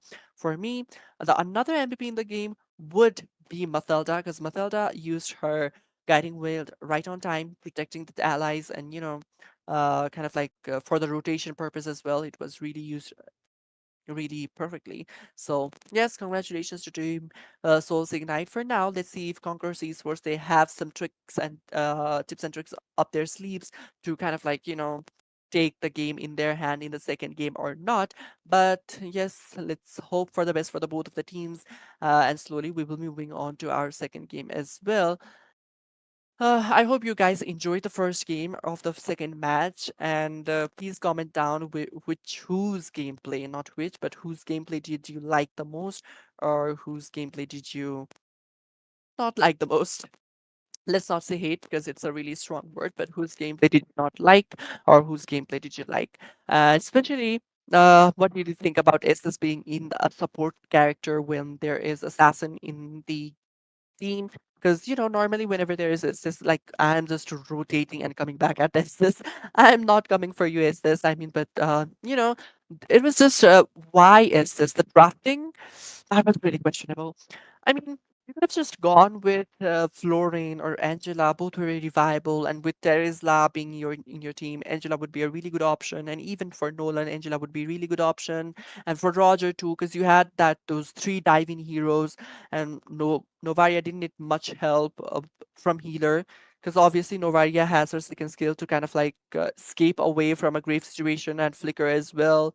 So I don't know why Estes maybe.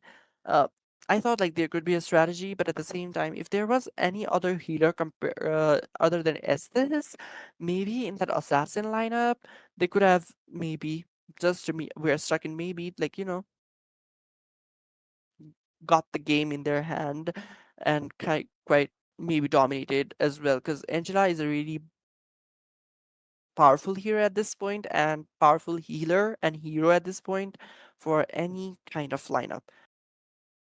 So now we will be moving on to our second game between the team Concourse Esports and Soul Ignite. I hope the drafting this time around will be pretty good. Compared to the last time, Team Concourse Esports, they kind of like let me down. They had a really good catchy name, but they didn't have that catchy draft so far. But unique, I give that, but not a catchy draft. And coming from the side of Team Your team is Souls benched. Ignite, they totally gave it all. They literally gave it all. Now, looking at the draft so far, they have banned the Fedrin and the Ling. That is, both are the jungle heroes and a really good jungle hero, especially Fedrin at this point. People like to call it kind of like a no skill hero, Fedrin, because it's just like sustain the damage and dish out the Get out of damage the with way. your ultimate. But Your at the same team time, is you need a dead. lot of patience to kind of like when to use your ultimate because sometimes you get bursted down easily. So respect that hero as well, guys, because it's Your not team just a is picking. no skill hero. Ling obviously is the meta jungler right now, and with those massive amount of damage, Ling can deal, easily kind of like melt down or let's say chunk down the HP of Destiny mages has and an Your team is marksmen. picking. Matilda being respect banned for the first compared not respect ban. I guess Team Souls Ignite were the one to take the Matilda for in the first game, but this time around they are not going with the Matilda. But we also see there is Harith open, so Where just to there make is the Harith light, there are have the also threat or kind of shadows. like shaken, maybe that Esmeralda was picked, which is a really good hero, but it is picked in the jungle lane, so that is going to be a kind of like interesting thing because Esmeralda, I mean, she is a good jungler as well, but most of the time we see Esmeralda being in the Your team EXP. is picking. From the side of Conquerors Esports, they have picked the Yuzong and Luoi, a couple hero, if I may say. But at the same time, not a couple. Let's say just the partner heroes. They're partners, but I'm not sure about the couple thing. But they are really, really good. Both of the heroes are really good. I said Louis, when Louis was banned, I said Louis can be used for the backdoors, had the continuous Your amount of team damage, is has a picking. bursting ability as well, and heavy crowd controls with continuous crowd control as well. Yuzong, we saw the last game that from the side of team Souls Ignite, they literally justified the Yuzong. But this time around, let's see if that is going to happen or not. And from the side of Souls Ignite, they have picked Angela and that Novaria. I mean, I'm not mad at the pick, but it Your is a team is little too damaged. much of, magic damage. Because Angela will also be going in the magic damage build, because without the magic damage, there is literally not so much of shield coming in from Angela. And Novaria, with okay, Novaria works really good against Louis though, because you can continuously check the bushes. Each and every skill of Novaria can give you the vision, and she has the astral echo to kind of know where the Louis can be, maybe teleporting with when used in the right time. So yes, Novaria is a really good hero to go up against Louis, because Novaria can dish out a lot of damage being in a very backline, but Louis at the same time can be cunning and maybe be Your make a team is backdoor play or picking. kind of like make a sandwich situation for Novaria, and maybe Novaria will be dead before she can give the vision of Louis' teleportation. And also there is that Angela, which I said like magic damage stealer without the magic item. the shield is not very negligible.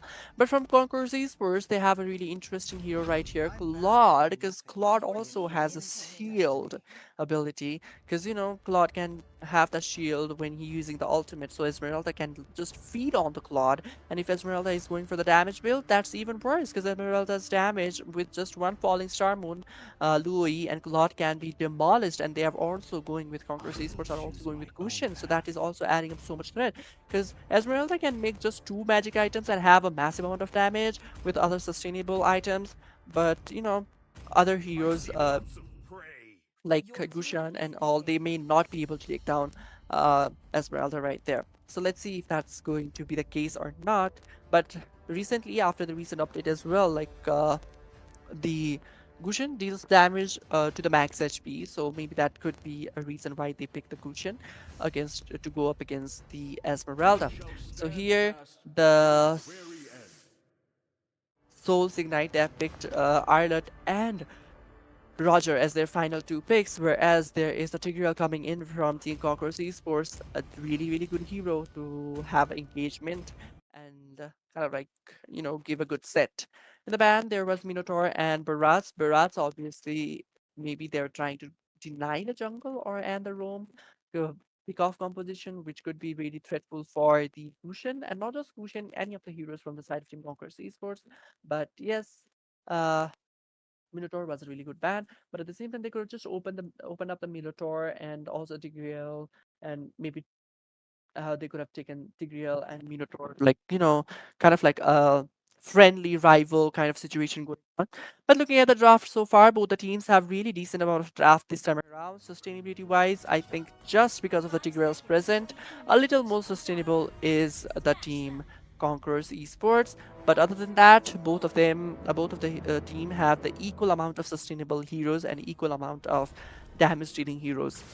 Unless, again, unless Esmeralda decides to go in those damage items, because like I said, Esmeralda with damage item, marksmen and mages are going to be one falling star moon, and they may fall to the ground just like a falling star moon. So yes, in the top lane, we can already see some ganking. Obviously, we prioritize the gold lane more often compared to any other lanes, because gold lane, if gold lane is fed, we can easily kind of like take down. Uh, we can easily kind of like have the late game without having to worry about how the late game is going to go. And talking about the Angela, she used her first skill, or let's say upgraded the first skill first compared to the second skill, because normally whenever it's my gameplay and they have a different gameplay, this is my opinion that I'm sharing. Like normally whenever I play Angela, I prefer to take the second skill first, because that way you can kind of like uh dish out the damage, and also at the same time kind of like have. Okay, that was the first blood. Beautiful execution by the Gushin. Double kill with the ultimate being used. That was impressive. That was really good fast hand ability that we just saw of Gushin. I mean, like, it was not wow fast, but it was decent fast. Like, it gave me a show. But in the bottom lane, Esmeralda and Arlo took down the Yuzong.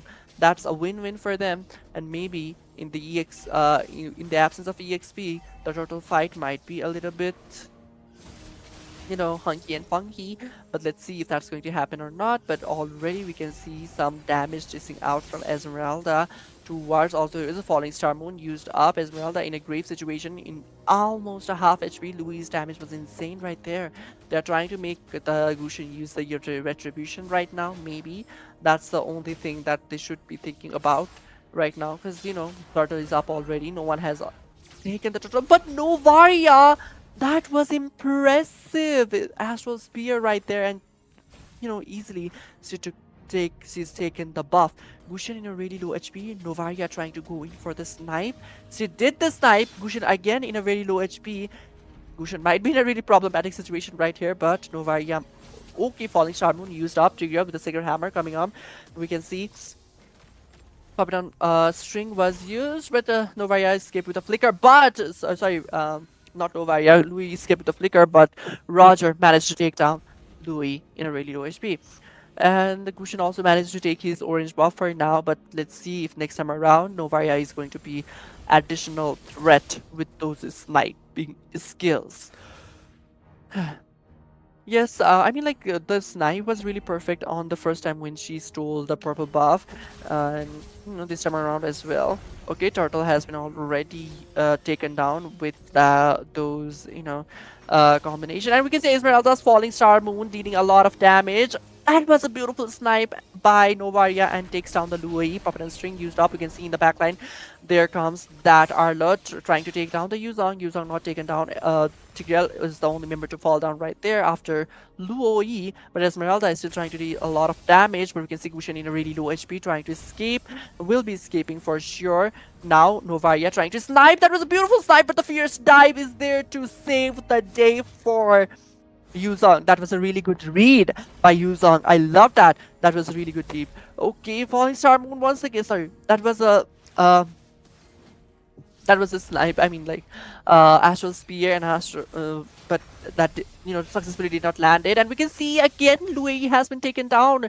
There is that Tigreal in a really low HP. Esmeralda is still trying to take down. Implosion used up for nothing, but maybe this is the end for Tigreal, but Tigreal will be skipping in a really low HP and killing spree. But that snipe once again, Roger diving in directly onto that.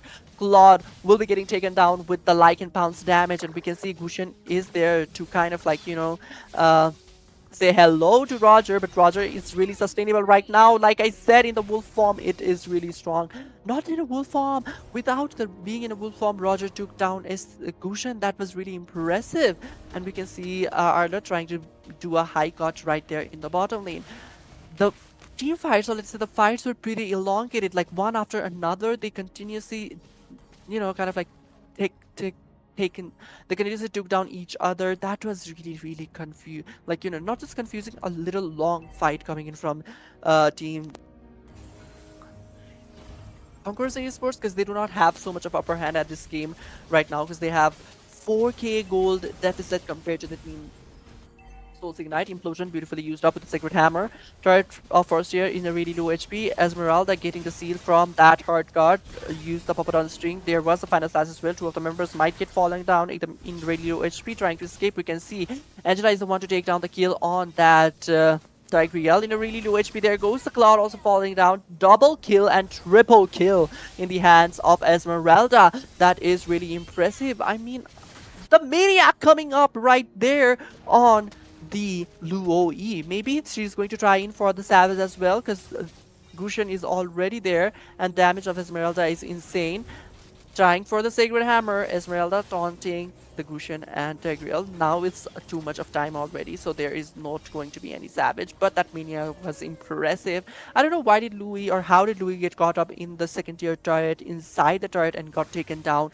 But yes, that was really impressive gameplay from Esmeralda, or let's say Soul's Ignite in general. Fierce Type used up, and also Angela's Hot God has been used up, and there comes this Falling Star Moon. For now, we can see Sacred Hammer also used. Esmeralda has been taken down. Fanas has used up. One of the members getting taken down. Tigreal is the one to fall down. Blazing to it used up. Zidane is going to take down the Angela, and we can see that Claude's damage has successfully taken down Angela and the Arlott. We can see Novaria escaping. That was a really good backdoor try, but the Lycan pounds damage, that was insane coming in from the K, or I like to say him the killer, because Roger is a really good hero and has the ability to shred again, like I said, and also it has that kind of like massive chunky damage to take down a lot of HP in just one Lycan bounce. That was impressive as well, which we just saw, and he is a killer, baby. I mean, literally, he can take down even the tank without any help of his teammates. Just a tank. I mean, 1v5, 1v2, that is going to be risky, but if the tank is alone, he will be able to take down tank in no time. But that's not going to happen here. Trigger is going to fall down. Black Dragon Form used up. Astral Eco used up with the hard guard, and that was a beautiful snipe once again. Gushen has been taken down.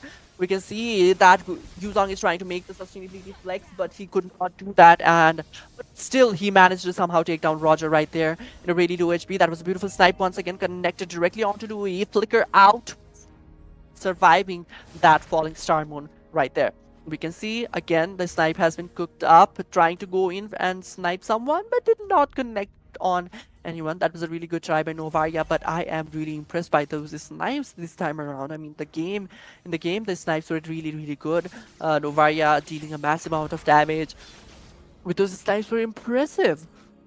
Gusion coming right on time to take his purple buff, securing with the retribution, I guess. Yes, with the retribution. Sacred Hammer used up on Arlott. Arlott getting taunted, not taunted, implosion used up on Esmeralda. Esmeralda maybe in a great situation, but Hot God is there to save the day. And we can see Tigreal in a really UHP trying to escape. That snipe did not connect to anyone. Esmeralda getting taken down with the shredding damage of the Claude. Blazing to it has been used up and double kill on that. Angela, Black Dragon form used up just to chase down the enemies, but we can see chase down the other teammates, but we can see that final stars beautifully executed and sustaining a lot of damages, but will get taken down with the star residues for now. Gushin trying to take down the Novaria. Novaria I thought almost escaped, but no, unfortunately, Novaria has been taken down. Roger is the only member standing right there, trying to take down. One of the members has fallen down, and the Lord has been taken down by the Gushian, but we can see Angela with the Hot God trying to protect the Roger. Roger will be surviving for a while, but Roger risked the health of Angela and himself, and both of the members fall down, with giving a lot of gold lead that they have earned to Conquer Esports back, because Conquer Esports, even though they do not have enough goal lead, but they have chunked down so much of the goal lead that is going to be really, really threat for them. But we can see Fanasa, I guess, used up already with a flicker shot, but that was not worth it because no one of the member from the side of Team Conquer Sports got taken down this time around. Oh my god, it is a really, really tough game for both of the teams. I mean, one team, it's a do or die. For another team, it's a clean sweep victory. So both of them, they are not trying to give up at any cost. Both of them, they want this win. They want this win. Uh, One to move on to the next game, or game number 3, one to go on to the next round. But yes, in this game, I guess the only thing that Team Conquer Esports will be wondering is how to catch the Angela and the Roger. Because if they two get caught up, I don't think like there is much that Team Soul Ignite can do. But at the same time, when I'm saying that, Novaria has a massive chunky damage, and Esmeralda in the damage build, she's insanely powerful as well. So yes, this is going to be a one heck of a thing, or one of a match to deal for the side of Team Conquerors Esports. For now, Esmeralda, just look at the Esmeralda. Like, she's like continuously diving in, she's like continuously going in, teasing the opponent, and kind of like, hey, I'm here, can you catch me if you can, kind of fantasy going on. That is quite insane, but I'd say Esmeralda to be a little bit more careful, because as the damage of Claude is increasing, she might get shredded down easily. Retribution used up, I guess. Okay, Louis was trying to go in for the yin and yang combination, but she forgot that that was both black black or yin yin or yan yan, any of that. But we can see damage is insane of the Dewey as well. Falling Star Moon used up, Flicker and surviving for now. Final Sass used up. Claude has been taken out by the hands of Roger. Black and Form coming in. Fierce type I guess won't be used for now, but okay, again a beautiful concealed play. We can see Fierce type used up. There comes a killing spree from Gushen, and we can see that Angela also has been taken down in a really low HP. Tigreal and the Yuzong managed to escape. Snipe did not connect on anyone for now. The Astral Spear almost. I thought Tigreal would be getting taken down, but will not be getting taken down for now. Looking at the map pressure, Team Conquerors Esports, they only have taken one lane's first tier turret, bottom lane's first tier turret so far. Once again, the same scenario from the first game. Like, they did not, were not able to take down any other turrets rather than the first tier turret of the top lane. This time around, is same thing happening. But the last time, there was heavy damage on the mid lane's first tier turret, but this time around, there is no damage on the first tier turret of the side of Team Soul Ignite. So that is really grave. And also the goal, looking at the goal lead, they only have 1k goal lead right now. They chunked down a lot of goal lead. Conquerors first, they chunked down a lot of goal lead that they had faced in the earlier games. Gushin and he has been taken down. 4 of the members teleported with a diversion. We could see that, but we can see Novaria maybe in a great situation, but will get taken down. That was quite a technical issue, I guess, because she was rubbing onto the, wall, and we can see Esmeralda trying to sustain with the help of Angela. Sorry, not Esmeralda. That's Arla trying to sustain. Esmeralda also trying to sustain right there. First type use up. Starfish popped up. Final Sass use up onto the Claude. Claude in a really healthy SP still, but we can see that Arnold is in a really low HP, will get taken down right there. Angela is the only standing member, so this is going to be an easy Lord for the side of Team Conqueror Esports.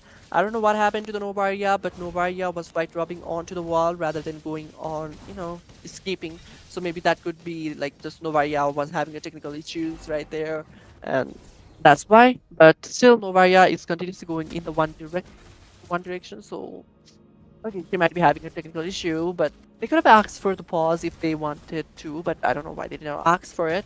But yes, mid lane second tier turret has been taken down. Maybe I've just jinxed the team. Conquerors Esports, sorry, not Conquerors Esports, a team Souls Ignite, because the last time around, Team Souls Ignite, they only had one turret, one first tier turret falling down off the top lane, but this time around, their first tier turret of each lane has been taken down, and also second tier turret of the mid lane.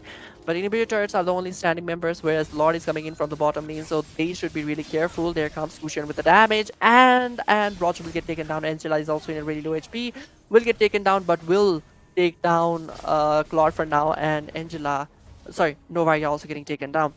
Top lanes is second tier turret also falling down, but we can see Black Dragon form and some damage dishing out to the Arnott, but Arnott is still a sustainable hero, so he will be managing to sustain somehow. But in the mid lane, I guess there will be a different story because mid lane's inhibitor turret is in a really grave situation, and we can see Arnott is not being able to connect those dashes right now. Dord has directly marched onto the base, and we can see dealing a massive, massive amount of damage. We can see Lord will be taking down the base, and this is a not a clean sweep victory, but a chance for a reverse sweep from the side of Conquerors Esports. They literally conquered the second game. That is insane. I mean, coming up from Souls Ignite, the first match was quite insane. They had all those things lined up properly, and the calculation was pretty good, and they had the game in their hand in the first game. But in the second game, it completely changed. It completely changed. Conquerors Esports, they totally said, no, this time around, we are having the game. I mean, I told you, like, Esmeralda going in the damage wheel, that is going to be really threatful for the backline. But the catch was the backlines had the ability to escape. And with the anti-heals being purchased by most of the frontliners and the most damage dealers, I guess Esmeralda could not sustain too much in those team fights. So that's the reason why Esmeralda fell to the ground. And yeah, with this, the second game is has ended already, and that was quite impressive. Again and again, I just want to say, like, that was quite impressive comeback coming in from side of Team Souls, sorry, Conquerors Esports. So this time around, we would want to see Conquerors Esports once again doing the same thing and making a reverse sweep victory. Because if that's going to happen, insane. That is going to be insane. Like, literally, Team Conquerors Esports, they proved that they are the conquerors, and they literally took down the team Souls Ignite. But they still have one more match to win. Maybe Souls Ignite soul are so burning at this point, so they might be able to kind of like make the take the game in their hands as well. Souls Ignite or Team Conquerors Esports, they might be able to make a reverse sweep victory. So let's see what's going to happen. But yes, coming back to the second game once again, that Esmeralda Angela combo was pretty good, but sustainability wise, I guess Esmeralda should have gone with a little more tanky items, because she has a damage with just one or two items, like I said, but at the same time she was doing a complete damage item, so that was going to be really risky, and that proved to be really risky. And yes, that's the end of the story.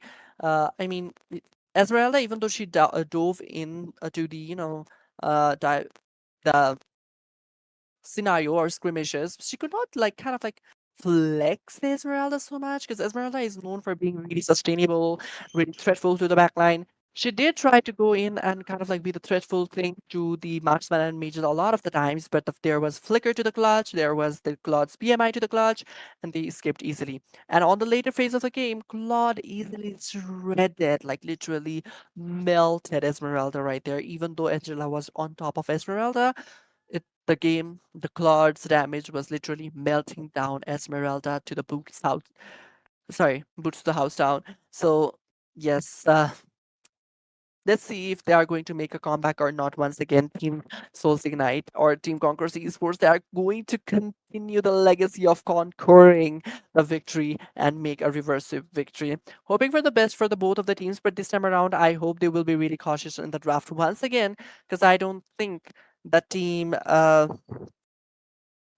Souls Ignite, they should have gone with, you know, the Esmeralda being the jungle. They could have just let Esmeralda be in the EXP lane. Because I think in the EXP lane with 1v1 with Yuzong, Esmeralda would have survived a little more. And they could have just gone with a assassin kind of hero. Because when Claude is around, assassin type of hero are going to be really useful. But yes, let's hope for the best for the both of the teams in the third game.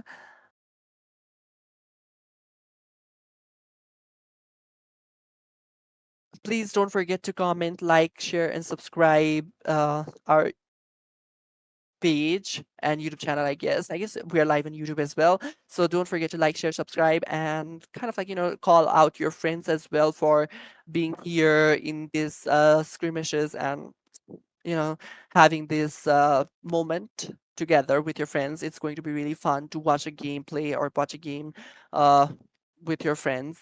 And yeah, it is a really amazing. Like it's going really amazingly so far. Like, this is the first best of three game as well. Like, okay, I just realized this is going to be the first best of three match we had so far in the first 2 days. Because first day as well, we saw domination, a team domination, totally dominating the game and taking the victory, and also team Cyan Z totally taking the domination victory in the second match as well. And today as well, we saw the team AR66 totally cleaned up, mopped the floor with Kum Squad, and yeah, they could have just, kind of like had the best of three series. I mean, Area 66 and Kum Squad, they could have the best of three series because in the second game, Kum Squad, they literally tried their best. They had a head matches, but but team Area 66, they managed to take down Kum Squad. Like, they had the upper hand in the goal lead and also in the team fights as well. So that's how they uh, made the thing happen. I mean, made the uh, clean sweep victory against Team Souls Ignite. Sorry, not Souls Ignite, it was Kum Squad.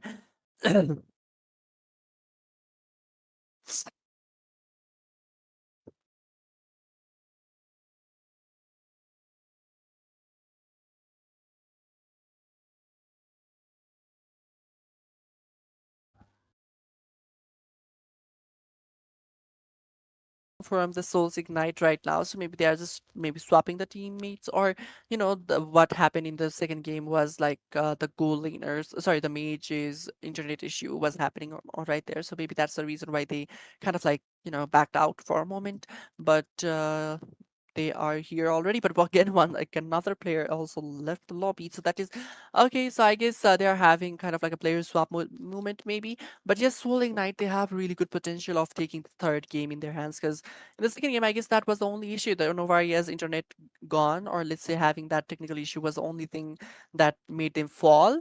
uh, Other than that, maybe the sustainability of Esmeralda could have been flexed more with some defensive items being added. There was Oracle, but Oracle does not have that much of sustainability that it used to comparatively, like how it used to have. But this time around, yep, Esmeralda kind of like without the damage, without the sustainable items, it kind of like felt like, oh, that's not going to work out kind of thing. But still, it kind of worked, and they did try to directly go on to the backline so many times, but the backlines, like I said, had BMI, Flicker, and diversion of no Louis. So yeah. And for the side of Team Conquerors Esport, they also have a really good ability. They also have a really good chance to take the game in their hands. But the only thing that's lacking in Conquerors Esports is the communication. Just the communication. I saw a lot of like communication gap happening whenever there was a set, there was no one to follow up. And but this time around in the second game, there were a lot of follow ups, but it was not a calculated follow up. Kind of like, okay, if I do this, then maybe if I just make a set here, there will be a lot of follow-ups coming up, but if we will be able to will we be able to skip or not? The damage outcome, they were questioning that a lot when Claude already had the shredding amount of damage, but they could have just stick to the Claude having that massive damage and continued to go hams over the team Souls Ignite. But yes, let's hope for the best for the both of the teams in the third game. We'll be taking a little break kind of thing before we will be back with the third game. Or no, maybe we will be having the game right now because um, yeah, I mean, the teams are both ready, so we will be having a game shortly. You guys don't go anywhere. We are going to have a game, and please support your teammates, teammates, or let's say your favorite teams or your favorite player. If you recognize anyone, because I see a lot of faces that maybe you guys can recognize because they are like all really good players. So during the ranked matches, during the classic matches, even they might have sometimes won against you, or you might have won against them. So please cheer on to your favorite team or favorite players. And now we are going to move on to the game number three between the team Conquers Esports and the team Souls Ignite. Both of the team are furious for this game because they are in the deciding match. This is the best of three series, and the third game is here. Let's see what do they have to serve for us. The first man was missed from the side of Team Conquerors Esports. Maybe that was a strategy move. They could have just kind of like, okay, we're not going to ban for now, but we'll be taking some of the heroes that will be missed out in the ban section. From the side of Conquerors Esports, they have banned out the Fedrin, and from Souls Ignite, they have banned Moskov and Ling.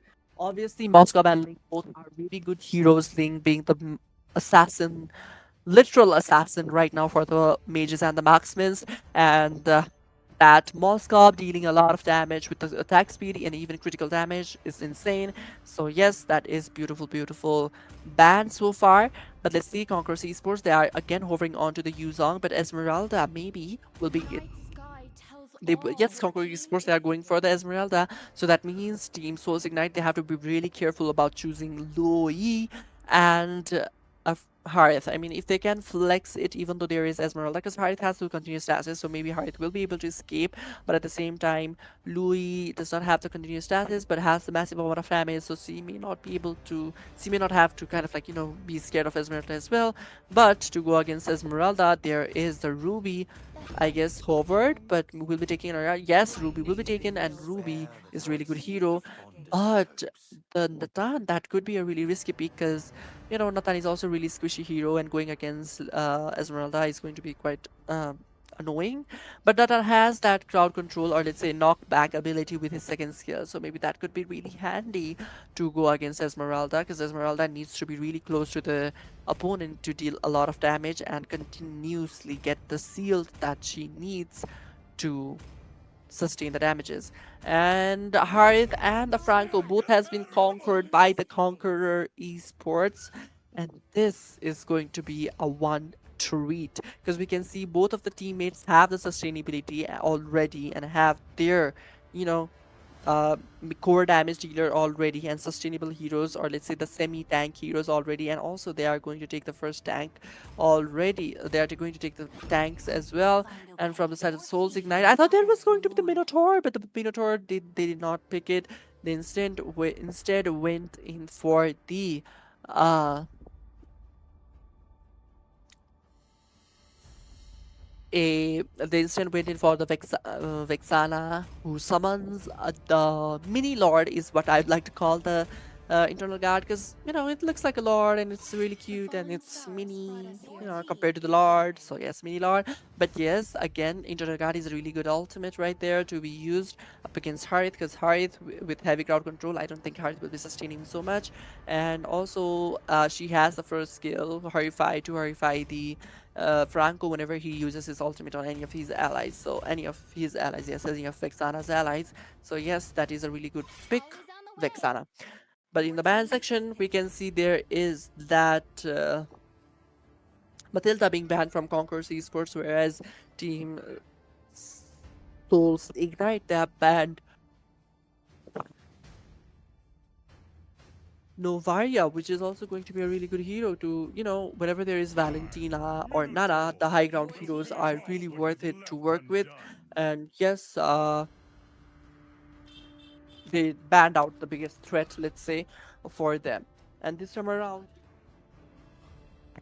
we will be witnessing some interesting draft coming up because mage, they're hovering onto Eudora. Eudora is not a bad mage, but at the same time not the greatest mage as well. But maybe there could be a slight change in the lineup because maybe Hearth could be going in the mid lane instead of a gold lane. And yes, that is what happened. Manipulators went in with the gold lane, and Hearth is going in the mid lane. So that means Vexana is going to have some trouble because Vexana, ooh, I mean, she has her second skills, kind of like projection. It was reduced a while ago, so that means she has to be really cautious about when to use her first skill.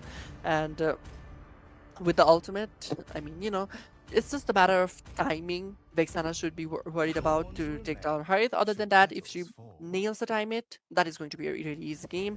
Lancelot is going to be the jungler from the side of Souls Ignite, which is a really good hero after the recent buff in the Assassin heroes. That's good.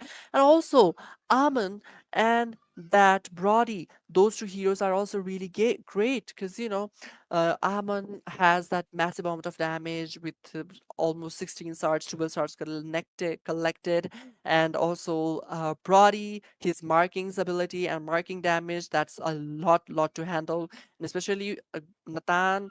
I don't think that's going to be a good thing for Nathan. It is going to be a really good show in the goal lane this time around because both of the heroes they need a close, not so close, but close range to deal the basic attack, and they have massive amount of damages with their skills as well. So let's see what is to happen in the goal lane. But looking at the lineups of both of the teammates, if I have to be, honest about my opinion, I think the team uh this is very confusing, but I cannot say which team to choose. I mean, like Esmeralda is there to be the sustainable hero and kind of like dish out a lot of damages to the backline, but at the same time there is Minotaur and Lancelot and the Ruby who can easily protect their teammate and or even punish the Esmeralda if she dives in. So it's really confusing. So I'll let the audience to be the judge of that. You know, just you guys just comment down which lineup do you prefer, compare the lineups and kind of like say okay this lineup is far better. But I will say one thing, that is Lancelot is not as much of the damage dealer as Amon is, because Amon does a lot of damage since the early game if well you know executed or well farmed. But it's really hard to make, it's like we know that it's really hard to make neutrals look very amazing, neutral colors look amazing, but and it's the same thing. It's really hard to make the Lancelot to shine in the early game. So yes, Brody might get caught up. Here goes the horrification, but will be escaping with the flicker. But again, Nathan with the flicker will be taking down the Brody with just his first skill. That's a massive amount of damage. So this time around, Conq Esports, they are not kidding at all. They are totally going in. Sorry, not Conq, I mean Souls Ignite. They are totally going in for the game, and we can already see some damage faced, sorry, some damage dealt by, okay, that was a beautiful hook once again on that Minotaur. Will be escaping, but no, there is manipulators to take down the Minotaur or Qs, I'd like to say, and we can see retribution has been used up already. There goes Rose Thorns, and there comes the execution strike maybe, but K has fallen down, and also marksman for marksman, but at the same time manipulators will get the double kill. And one more thing, if Nathan, if sorry not Nathan, if Amon is fed in the early game, late game Amon is going to be insanely dangerous because you know just one skill or one 4-star, 5-star, 6-star collected by Nathan, sorry, no, Amon, and he can easily melt down the marksman and the mage, especially because both of them are really squishy. And that was again a beautiful iron hook. Zaman Force used up for nothing for now. It was a good try, but flicker out already of the Vixana. So that is going to be a good resource burned down for this upcoming team fight of the, or let's say the turtle fight. Okay, there comes the sword on Rose, and we can see manipulators is the one to take the turtle. We can see that's some heavy damage, and the two of the members falling down from the side of team from the side of Team Souls Ignite, and there goes another member as well. Minotaur also falling down. In the bottom lane, we see Soul Ignite's member, or let's say the MM, has been a little too ganged up, and also in the top lane, that was a beautiful gank, but the flicker and survive. But we can see Esmeralda is not kidding right now, and she literally took down Ruby for now. And in the bottom lane again, we can see some fights are happening. For now, entropy has been used up. There goes that corrosive strike. That was beautiful, beautiful torn apart memory, but the damage was not enough of the torn apart memory. But we can see there is that Vexana right on time to take down the Brody. And this is insane gameplay coming in. I mean, like, it's not totally calculated, but at the same time, it feels like calculated. Because that was the rotation of the Vexana to go on to the goal lane. That was the timing of the Vexana. But she somehow managed to, not somehow, let's say, she instantly managed to take down the low HP Brody, which was low HP'd by the Nathan. Minon Fury has been used up, one of the member knockoff, Executive Strike used up, Entropy dealing a lot of damages, Demand Force used up, we can see Retribution also used up by Lancelot for now, but no any casualties right there. So yes, Vexana does the rotation pretty good. I like how she's doing the rotation whenever there is someone missing from the mid lane. She's going to the long rotation path instead of going the short rotation path. We can see Team Soul Knights and Team Conquerors Esports, they are both here to win this match. But Conquerors Esports, this time around, they have the upper hand a little bit with 2k gold lead. Sorry, not 2k even. 1.5k gold lead in their hand, whereas Team Souls Ignite, they are quite a little bit lacking on the performance. I mean, execution of the hero. I mean, they are trying their best, but at the same time, it's not being their best. So yes, they have to be really careful. There comes the hook, missed out, Retribution. And Amon is the one to take down the Retribution battle. There comes the Execution Strike used up with some piercings coming in. Rosan throws and also that Franco gets taken down. From the bottom lane, Brody did come up for the support or assist, but that did not work out. But mid lane, maybe is up for grabs, or maybe is in eye of Team Source Ignite. And we can see that was a beautiful, beautiful. I'm offended, and Amon has been taken down. The mid lane's first turret has been taken down. Beautiful hook coming in, and also that Hearth has been taken down. Escapes in a really low HP, but thanks to the minions who were the one to save Ruby from getting the damage from the turret. So that was really impressive as well. And Ruby escaped really easily right there. And they are going on to the Esmeralda. Maybe they are trying to take down Esmeralda right here. Knocked off already. Vengeance used up. And we can see Internal Guard is there as well. Purification and some damage deal out to the Esmeralda. But in the bottom lane, it's a one-on-one trade. And both of the marksmen fall down. But in the top lane, it's a 1v3 situation, I'd like to say, because with the internal guard, it's a 3 of the members. So yes, 1v3 situation, and Conqueror Sports are going to fall down in the top lane. But now there is Amon's presence, so that means it's the other way around. Conqueror Esports, no more are the conquerors in the top lane, it's the Souls Ignite. So let's see, in the bottom lane's first tier turret, it has been taken down, and orange buff of the team conquerors are in the grasp, and I guess the Ling will be taking the orange buff without any hesitations. And but why did not, I mean, he had the opportunity, I mean, Amon had the opportunity, why did Amon did not take the buff of the top lane, top side, or top, or the orange buff of the top lane? But we can see the second turtle is up in the land of, I don't know if it's the second or the third turtle, but looking at the timer, it should be the second turtle, because it's a 5-minute plus turtle. So yes, it's the second turtle up in the land of Ron already. Minon Fury has been used up. Retribution beautifully used. There comes the Eternal Guard, and also that Franco's Bloody Hunt. We can see Lancelot trying to dive in with some piercings, and also Executive Strike. One of the members fall down by the hands of Lancelot in a really low HP. We can see that Franco is trying to escape with the conceal, but we can see in the bottom lane, Brody in a really low HP trying to escape.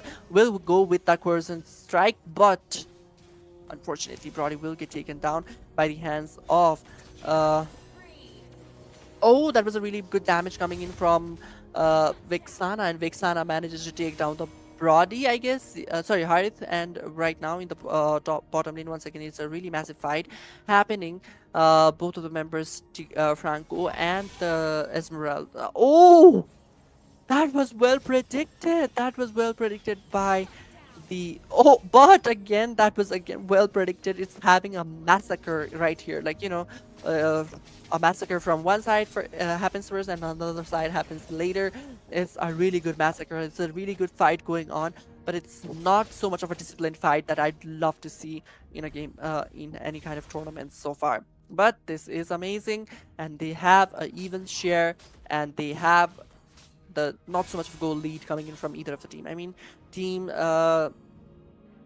Soul's Ignite, they have uh, just the right amount of goal lead. Let's say not right, let's say equal amount of goal right now, because a while ago they had the equal amount of, they had a certain amount of goal lead that was, quite easily matchable. So I guess they just match in with just a couple of farms for now.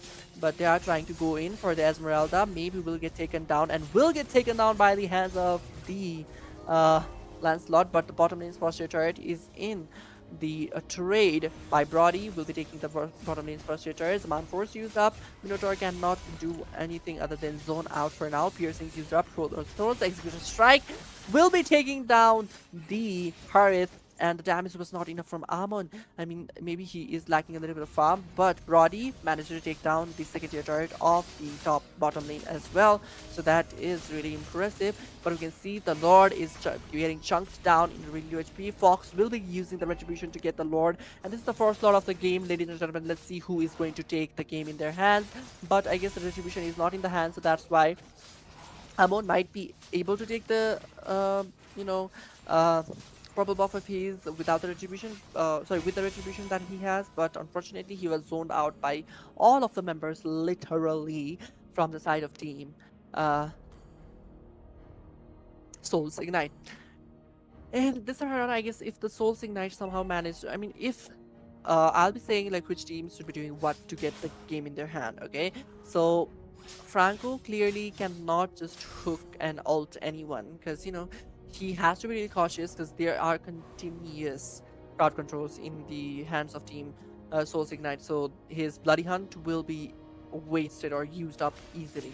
Kind of like wasted easily. But what he can do is Franco can kind of like catch up the uh, Minotaur, if I have to be really honest, because if Minotaur gets caught up, then Franco can easily kind of, not Franco, I mean like rest of the members can easily reach out the damage, and there goes that Minotaur Fury. The Man Force has been used up. I guess there is an Eternal Guard as well. He will be taking the second tier turret. That was a beautiful hook coming in. We can see Rosan Strike, and Minotaur will be getting the chop right here, and we can see in a really low HP, Franco manages to escape. Again, there is that Amon and that Franco in a really low HP, and also Brody is the only one who defended, who was able to make sure that mid lane was defended, let's say. But we can see that in the top lane they are having the fight. In Droppy used up, and beautiful escape by the Nathan right there. That was a really good clutch moment right there. And I don't know if you guys noticed or not that Nathan used his second form of the ultimate entropy to escape the damage of Amon. That is impressive. I mean, the way he knows that it can be blinked and dodged, the ultimate of Amon can be blinked and dodged, that was impressive. Okay, some execution strike and piercing coming in from Lancelot. That was a beautiful hook again, and Nathan will be getting taken down right there by the hands of that Brody. And in the bottom lane, there is still the minion wave to come in towards the second tier turret, but so far second tier turret of mid lane and the top lane has been taken down by the hands of Souls Ignite. Not the second tier turret, the inhibitor turret of mid lane also getting taken down. Concealed play, maybe trying to find a target. Franco has the does not have the bloody hunt, and maybe he's trying to go in for the very obvious target, which is Lancelot. Because without the Lancelot, I don't think the backline will be so much in the threatful situation of the team Conq Esports. Franco trying to go for that. Oh, there comes that. That was a beautiful execution strike, and he managed to escape. Neon Fury has been used off. Franco will be getting taken down by the hands of the Ruby. I literally just thought that Lancelot was good at this, because he used his second skill right before Brody used his turnabout memory, but execution strike on point, baby. That was the execution that I needed with the execution strike. Once again, using up and directly going in on Rose and taking down the Brody. That's insane amount of damage coming in. There comes that internal guard as well and using a lot of damages, and we can see that Execution trying to use up, but Fox falls down right there, and with that heavy damage you can see Key also getting taken down, and also Esmeralda falls down. That's a 3v1 situation right now with a Lord. That is going to be a 4v1 situation. So if is it going to be Souls Ignite? Are they going to take this game or not? We can see the base is almost down, and yes, Souls Ignite are the one to take the game in their hand. Congratulations to Team Soul Ignite to take the game in their hand, and Team Conquerors Esports, they really did give a really good fight in this game. I mean, I don't think like the Harith pick did shine a lot in the mid lane, because Harith has been mostly picked in the gold lane, and in the mid lane I don't think that shined a lot, and especially having the heavy crowd control to be in the counter lane counterpart, which is the Vexana having so much of crowd controls. I don't think Harith could have survived either way. But in the gold lane, if Harith was in the gold lane with Nathan, Harith could have been dominating the game. The mage pick, I guess, from the side of Team Conquerors Esports, that was the mistake, if I have to be honest, because they could have just gone with something like Lilia in this game, because that could be a really good hero, because the damage outcome is really good of Lilia, and not just Lilia, even Farsa could have been a really good option in this game, because high ground hero against Vexana is a really good hero lineup. But yes, overall, both of the teams did give a good fight. They did try their best. They did go to their limits to go and take the victory. But Team Souls Ignite came out on top, and Team Conquer Esports were the one to fall down. That is it for today's game, ladies and gentlemen. I hope you enjoyed both of the games with me, Rose. We will be saying a good night for you good night to you guys for today, and we will be seeing you guys tomorrow with another exciting batch of matches, which is going to be again tomorrow. We'll be having two of the match in the same time, so do not miss it. I hope you will be enjoying tomorrow as well, and I hope you enjoyed today. Good night and take care. See you tomorrow. Bye bye.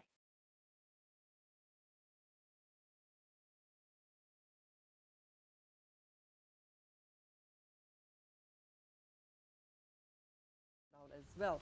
And that was pretty grave, even though there was a up right there, penalty zone on three of the members. That kind of form used up, and we can see that killing spree on the there is grave for her, and she got, I mean, him, and he got taken down right there. There goes the bubble buff of rating has been taken down. There's a blade used up. There goes penalty zone as well.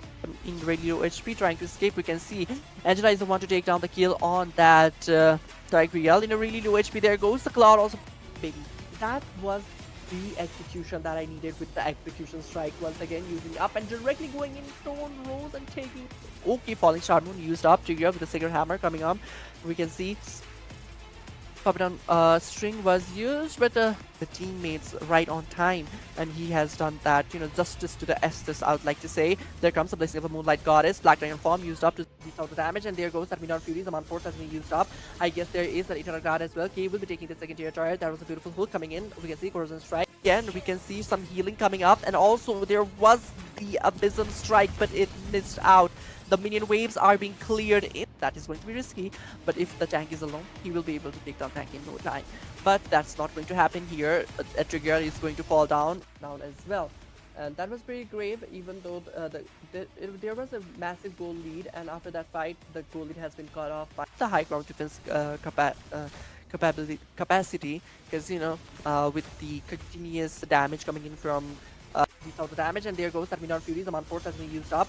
I guess there is that Eternal Guard as well. Kay will be taking the second tier turret. That was a beautiful hook coming in. We can see Rosan strike, natural monster that we've seen so far. Curse of Blood used up. Vexana in a really low HP. For now, will try to escape, but won't be able to escape. Beautiful engagement, but Matilda manages to escape for now. There comes Circling Eagle trying to take. There goes Blessing of the Moonlight Goddess in a really low HP. No will be getting taken down with the Lycan Pounce damage, and we can see Gushin is there to kind of like, say hello to Rod is a good thing where to hold to kind of like roamer just being in the mid lane. That is not a great thing to have in a team fight. But will be getting taken down with the like and pounce damage, and we can see Gushen is there to kind of like uh, say hello to Rod.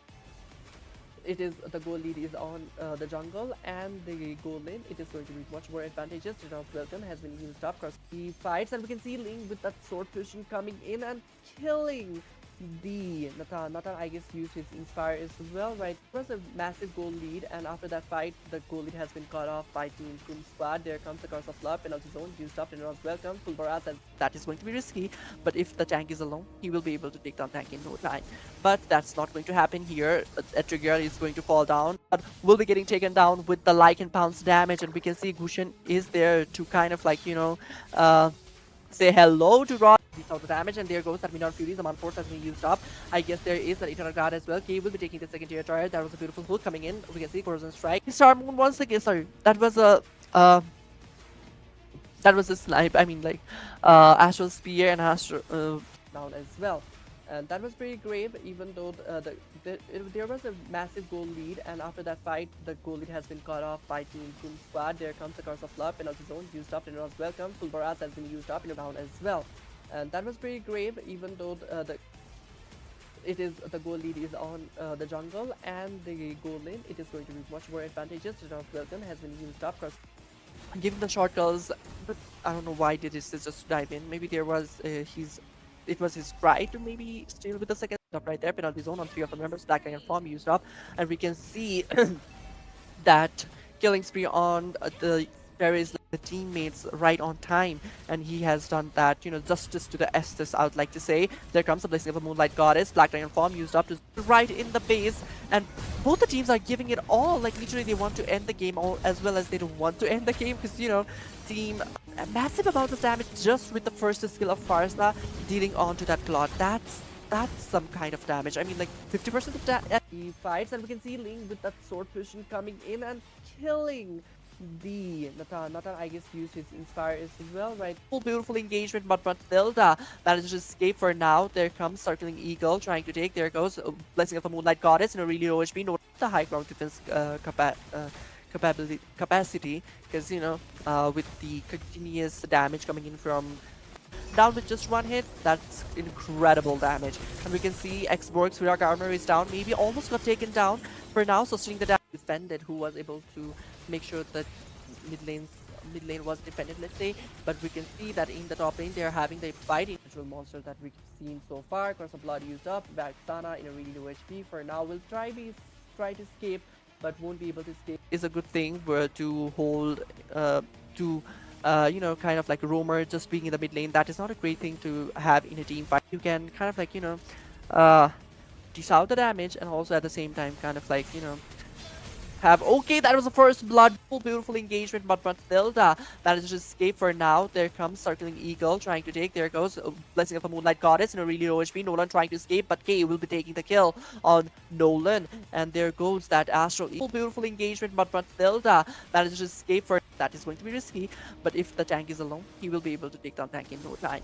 But that's not going to happen here. Etrigger is going to fall down with just one hit. That's incredible damage, and we can see Xborg's Virak armor is down, maybe almost got taken down for now, sustaining the damage already. Minon Fury has been used up. Retribution beautifully used. There comes the Eternal Guard, and also that Franco's Bloody Hunt. We can see Lancelot trying to dive in with down with just one hit. That's incredible damage, and we can see Xborg's Virak armor is down, maybe almost got taken down for now, sustaining the damage. Be great for her, and she got him, and he got taken down right there. There goes the purple buff from Phaeton has been taken down. There's a blade used up. There goes penalty zone as well. Soul is really ignited to take this game in their hands. That is impressive. I mean, that's the energy that we want to see. Both of the teams, they are not giving up. Star Moon once again. Sorry, that was a snipe. I mean, like, Astral Spear and Astral. Okay, falling Star Moon used up. Trigger with the Sacred Hammer coming up.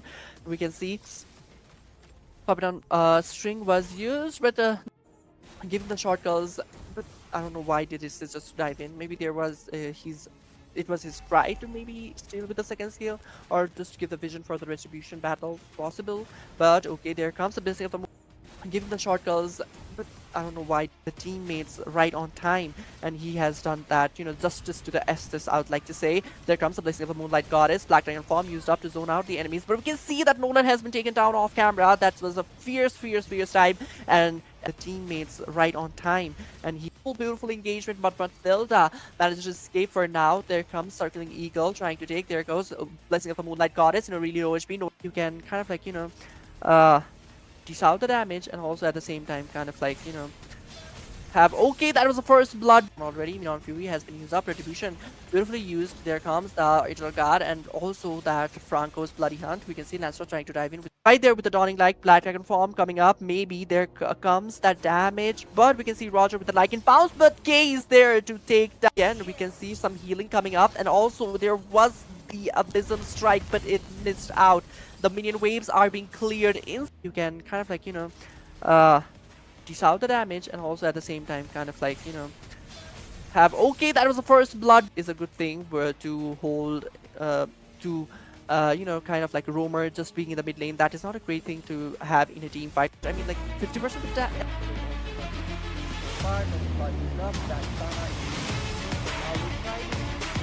already. Neon Fury has been used up, retribution beautifully used. There comes the Eternal Guard and also that Franco's Bloody Hunt. We can see Lancer trying to dive in with natural monsters that we've seen so far. Curse of Blood used up, Vexana in a really low HP. For now, will try to escape, but won't be able to escape. Again, we can see some healing coming up, and also there was the Abysm strike, but it missed out.